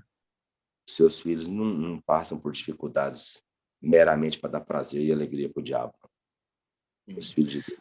Ô, Gilmar, você falando aí, e uma coisa que eu e acredito que todos que estão aqui percebem, é que nessa questão da sua mãe toda, você teve uma estrutura que você citou aí, que veio também por situação de estar junto aqui na sala. A sua irmã fala, como é que você tem essa paz diante de toda a situação aqui, que ela mesma não tinha? Então, você fala para ela, olha, eu participo da sala, eu levanto às madrugadas para poder buscar, e o Espírito Santo foi trabalhando. Então, você já deu uma indicativa aí de que a sala, de alguma maneira, tenha abençoado, tenha ajudado na sua vida pessoal. A minha pergunta para você, como é que foi que você conheceu a Sala 57? Bom, eu sou adventista há quase 28 anos de idade, certo? E, sinceramente, eu nunca vi as pregações e falar sobre o Espírito Santo tanto como eu estou vendo agora, certo? E eu me lembro que quando começou a pandemia, a igreja basicamente foi fechada, todas elas foram fechadas. E nós não tínhamos como congregar. E eu me lembro que no grupo da igreja, que a gente tinha um grupo de WhatsApp lá, e tinha uma irmã que postava sempre a Sala 57, venha participar. Era a Kênia, lá da igreja da Jardim. E eu olhava, o que é isso aqui, né? Sala 57. Só na curiosidade. Só na curiosidade. E aí, quando eu entrei a primeira vez, eu percebi que era o mover de Deus. E a minha visão, ela abriu em termos de entendimento da nossa necessidade do Espírito, sabe? Eu percebi claramente que a vida cristã sem o Espírito é como aquela imagem dos ossos secos. Ela é seca, ela é vazia, sabe? A vida cristã, ela fica oca. E então, quando eu comecei a participar da Sala 57, eu vi a beleza do ministério do Espírito Santo. E a partir daquele momento, a minha vida começou a mudar, as minhas pregações começaram a mudar, e eu percebi que a maior necessidade da igreja, ela é espiritual. Então, assim, eu fui ancião muito tempo de uma igreja que era muito tradicional, uma igreja que às vezes disciplinava as pessoas porque usavam calças, mulheres, sabe? Assim, era muito, muito radical. E eu fui perceber que, na verdade, é uma carência espiritual das pessoas. É a falta do Espírito. E a Sala 57, ela mudou a minha visão. E hoje eu vejo que a nossa maior necessidade é o Espírito. E tem uma frase muito bonita que um pastor aí prega, que ele fala assim, que se ele não vier, ele não virá. Se ele não vier, ele não virá. Ou seja, se o Espírito Santo não descer sobre a igreja, se o Espírito Santo não tomar a obra novamente nas suas mãos, se o Espírito Santo não tomar frente na minha vida, na vida dos irmãos, Jesus não vai voltar. Porque nós temos tudo para pregar o evangelho, nós temos todas as condições propícias para pregar o evangelho. Nós tem colégio, nós tem hospital, nós tem internet, nós tem televisão. Casa publicadora. Nós temos tudo. Mas o que nos falta, o que tem faltado para a igreja adventista, é o que tinha abundância na igreja primitiva. A igreja primitiva não tinha nada. Ela tinha o quê? pessoas que estavam desejosas de serem usadas pelo Espírito Santo.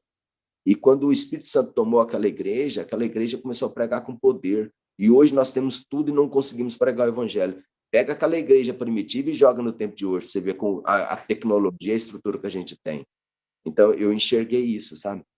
Eu enxerguei que nós precisamos mais do que nunca do batismo do Espírito Santo. Essa é a nossa solução, né? E é por isso que a gente tem convidado, né, as pessoas a buscar esse Deus extraordinário que é o Deus Espírito Santo nas primeiras horas da manhã. E temos tido vários, e me parece, Gilmar, que tem surgido, né, vários movimentos, vários grupos, né, de busca.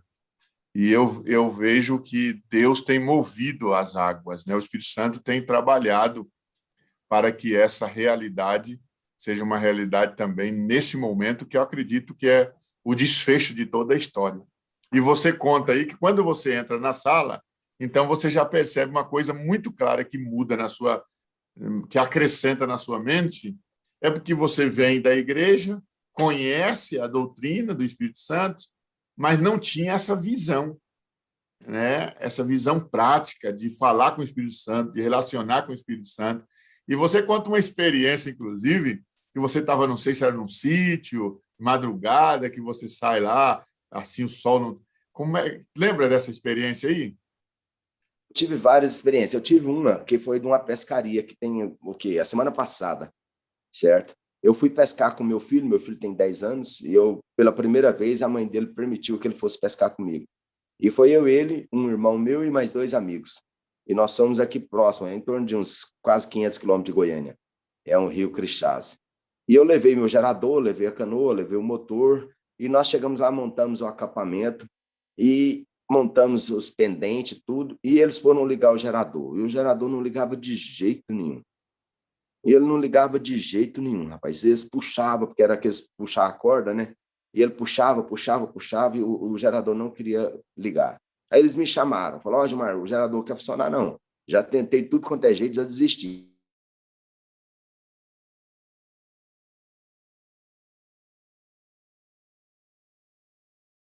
Uma travadinha de novo, a internet do Gilmar. Daqui a pouco já volta aí. A minha internet está fraca, né? Bora, Gilmar. Agora vamos lá. Bora. Então, aí eles montaram o acampamento e tentaram ligar o gerador e não conseguiram, sabe? E aí eu cheguei lá e tentei algumas vezes e não consegui. E eu me lembro que tinha um rapaz do Ceará que ele é meio ateu, sabe? Meio agnóstico, né? Não acredita muito em Deus. E foi quando eu fui e eu ajoelhei do lado do gerador e fiz uma oração para que Deus abençoasse. Para que Deus... falei, Senhor, eu pedi até o Espírito Santo. Falei, Espírito Santo, nós estamos num lugar aqui onde não tem energia. Nós não temos condições de consertar esse gerador e a gente precisa. Nós estamos quase 50 quilômetros da cidade mais próxima. E nós precisamos da lâmpada. Nós precisamos da lâmpada. Por favor, faça com que a hora eu puxar essa cordinha aqui, esse gerador possa ligar. E isso aqui seja para a honra e glória do Senhor. Porque o Ceará, que é um amigo nosso, o Jaime, a gente põe o apelido nele de Ceará, né? Ele estava ali em pé e vendo que eu estava na posição de oração e que eu estava orando. Ele ficou caladinho e vendo aquilo ali. E ele ficou assim, meio esperando para ver o que ia acontecer. E quando eu acabei de fazer a oração, eu puxei a corda na primeira, o gerador pegou. Tá me ouvindo, pastor? Tô ouvindo. E a hora que o gerador puxou, ele arregalou o olho assim, falou, rapaz, Deus ouviu a sua oração, cara. Nossa, eu vi você orando e eu cheguei a arrepiar, tô arrepiado todinho. E eu fiquei assim, eu falei assim, isso aqui é para honra e glória de Deus. Eu falei, nossa, eu nunca vi isso. Deus ouviu uma oração tão rápido. E ele saiu dali, foi lá para o meu irmão, para um amigo, falou, rapaz, eu vi uma coisa ali que eu estou arrepiado até agora. E contou o caso e falou, rapaz, quando a hora que o Gilmar acabou de orar, ele puxou pela primeira vez, o gerador pegou. Deus ouve a oração, Deus ouve a oração. E aqui impactou, sabe? Isso vai dando para a gente, né, Gilmar? Isso vai dando para a gente segurança, experiência, né?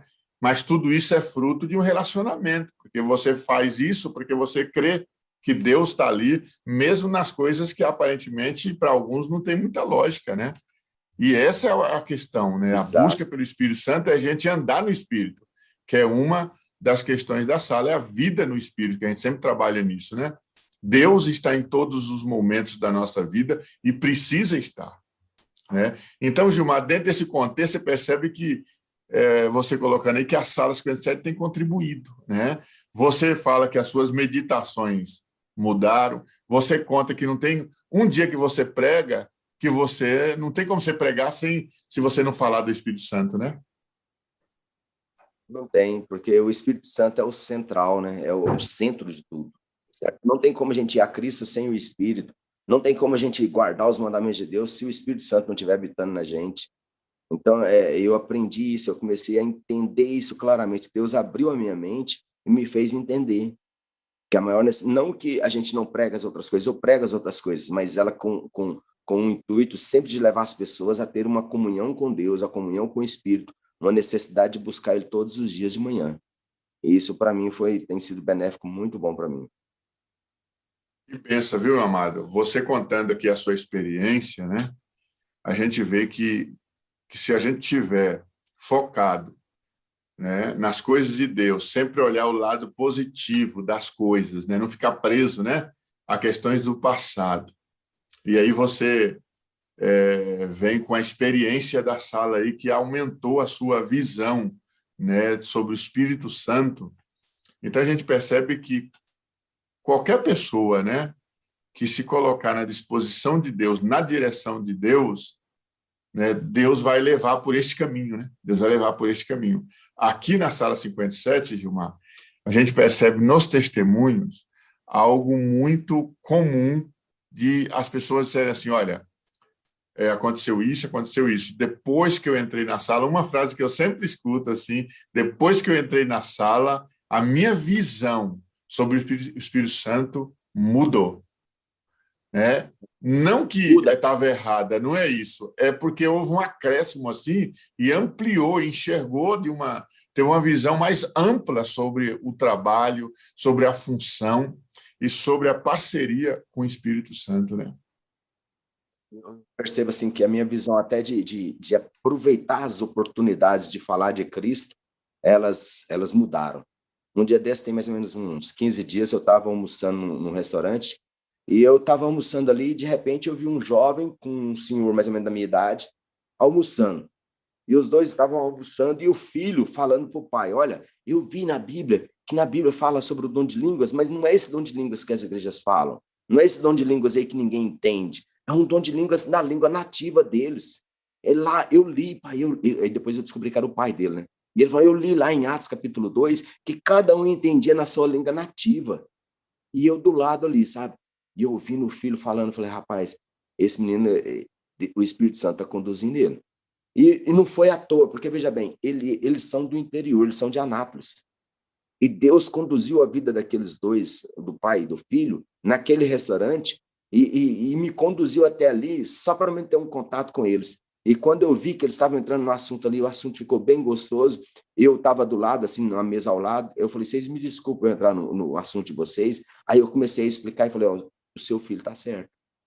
Eu comecei a explicar sobre Atos capítulo 2 para eles foram entendendo.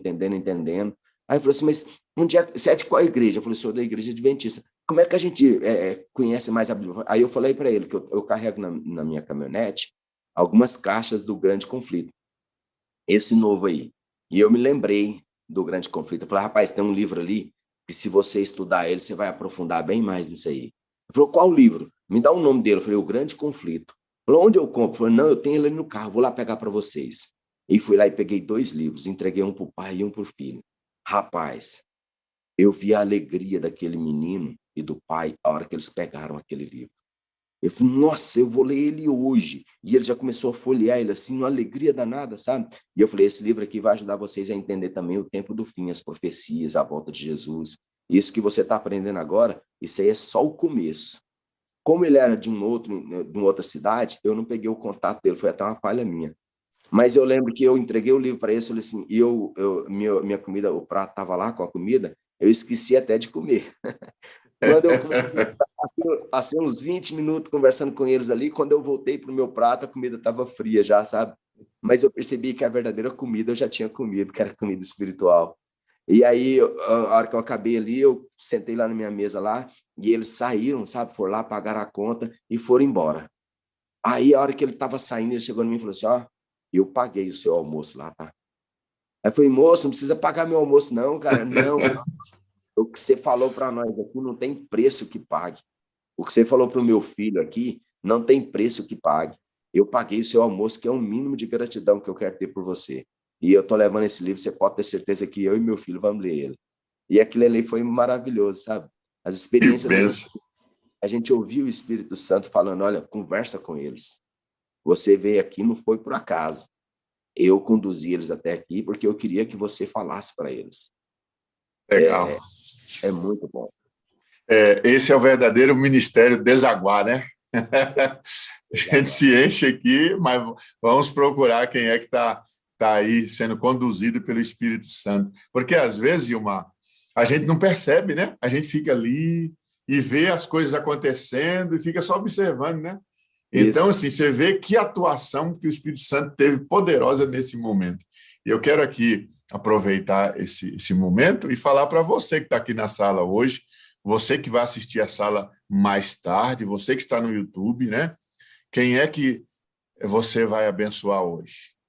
Hoje você tem que estar preparado. Deus vai colocar alguém na sua vida hoje.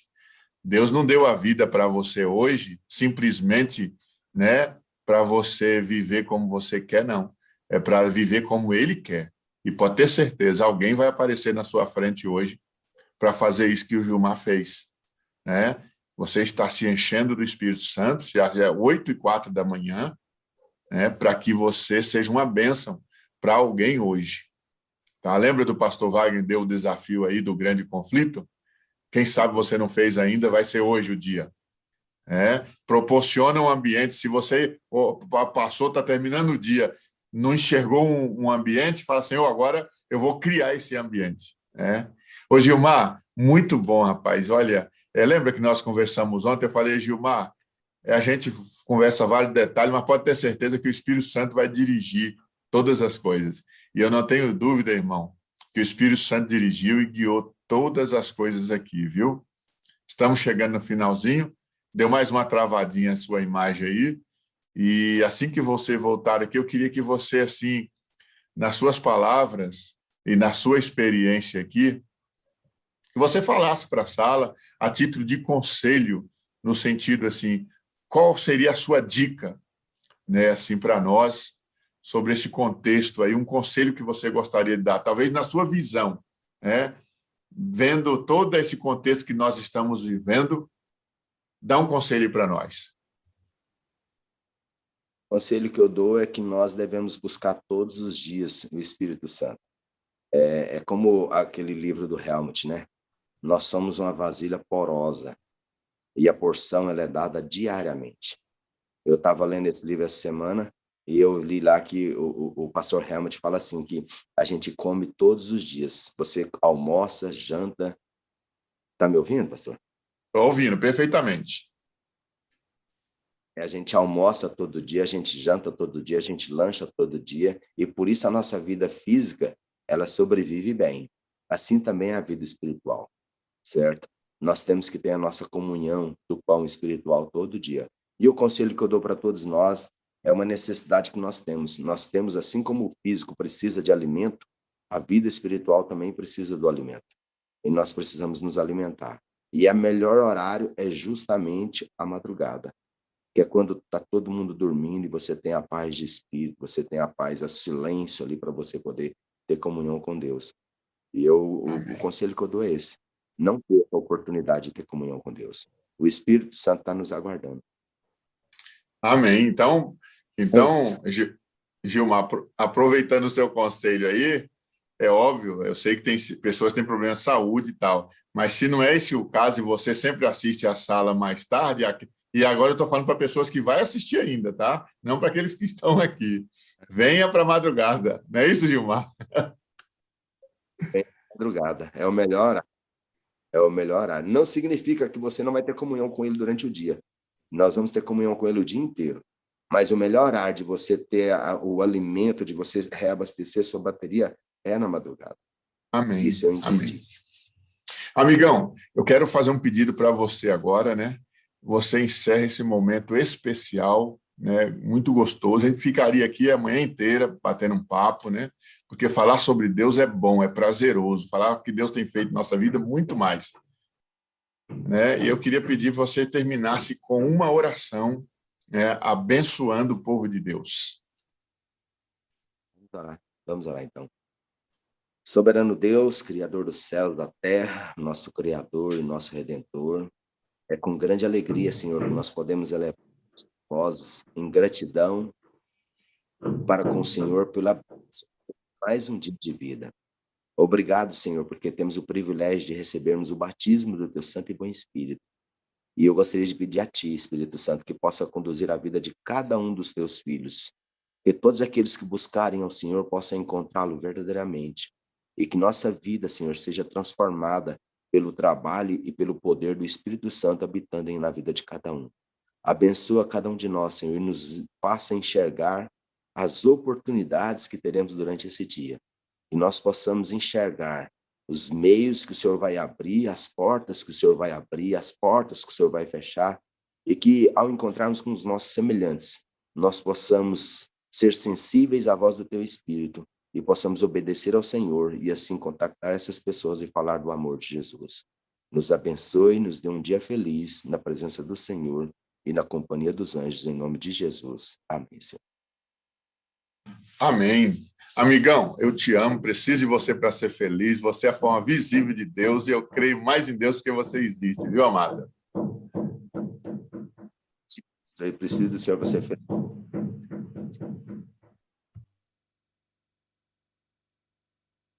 Travou ou não, né? Não travou, não. Tá me ouvindo?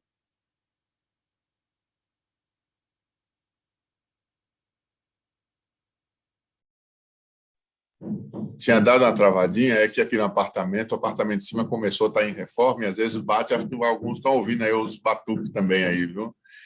Mas, amigo, muito obrigado, viu?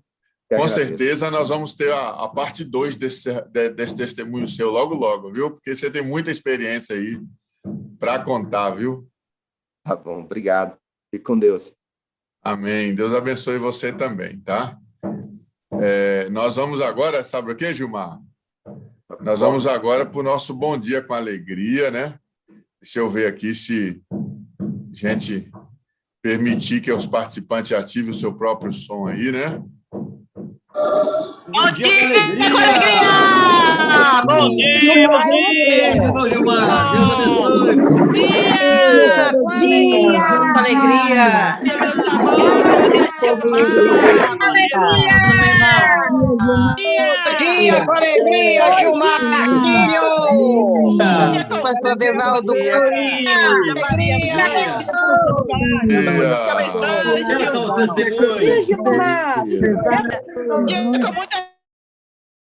Deixa eu aproveitar aqui. Estou vendo que a Márcia está aqui com a mão levantada. Chama a Márcia aqui. Márcia, deixa eu ver se você consegue abrir aí o seu áudio aí. Consegui. Oi, Márcia. Eu vi que... Opa, estou aqui. Deixa eu adicionar. Ô, Márcia, eu vi que você está faz tempinho com a mão levantada. Você queria falar algo? Eu queria mencionar sobre o Gilmar. Foi ele que me deu o estudo bíblico do Apocalipse, que me fez tomar a decisão, né, falo que foi o golpe de mestre, né? Eu recebi o primeiro estudo, o primeiro Deus, e depois ele fez o estudo do Apocalipse. Ele é um pregador das profecias e agora ele juntou as duas partes importantes, pregar profecias falando do Espírito Santo. Então, é um homem de Deus, uma pessoa muito abençoada, e o testemunho dele merece a parte 2, porque realmente tem muita história para contar. Quando eu vejo, eu falo sempre para ele. Eu sempre falo para ele, olha, com certeza a minha coroinha da salvação vai estar lá a minha pedrinha da salvação vai estar lá na sua coroa também. Que bênção, viu?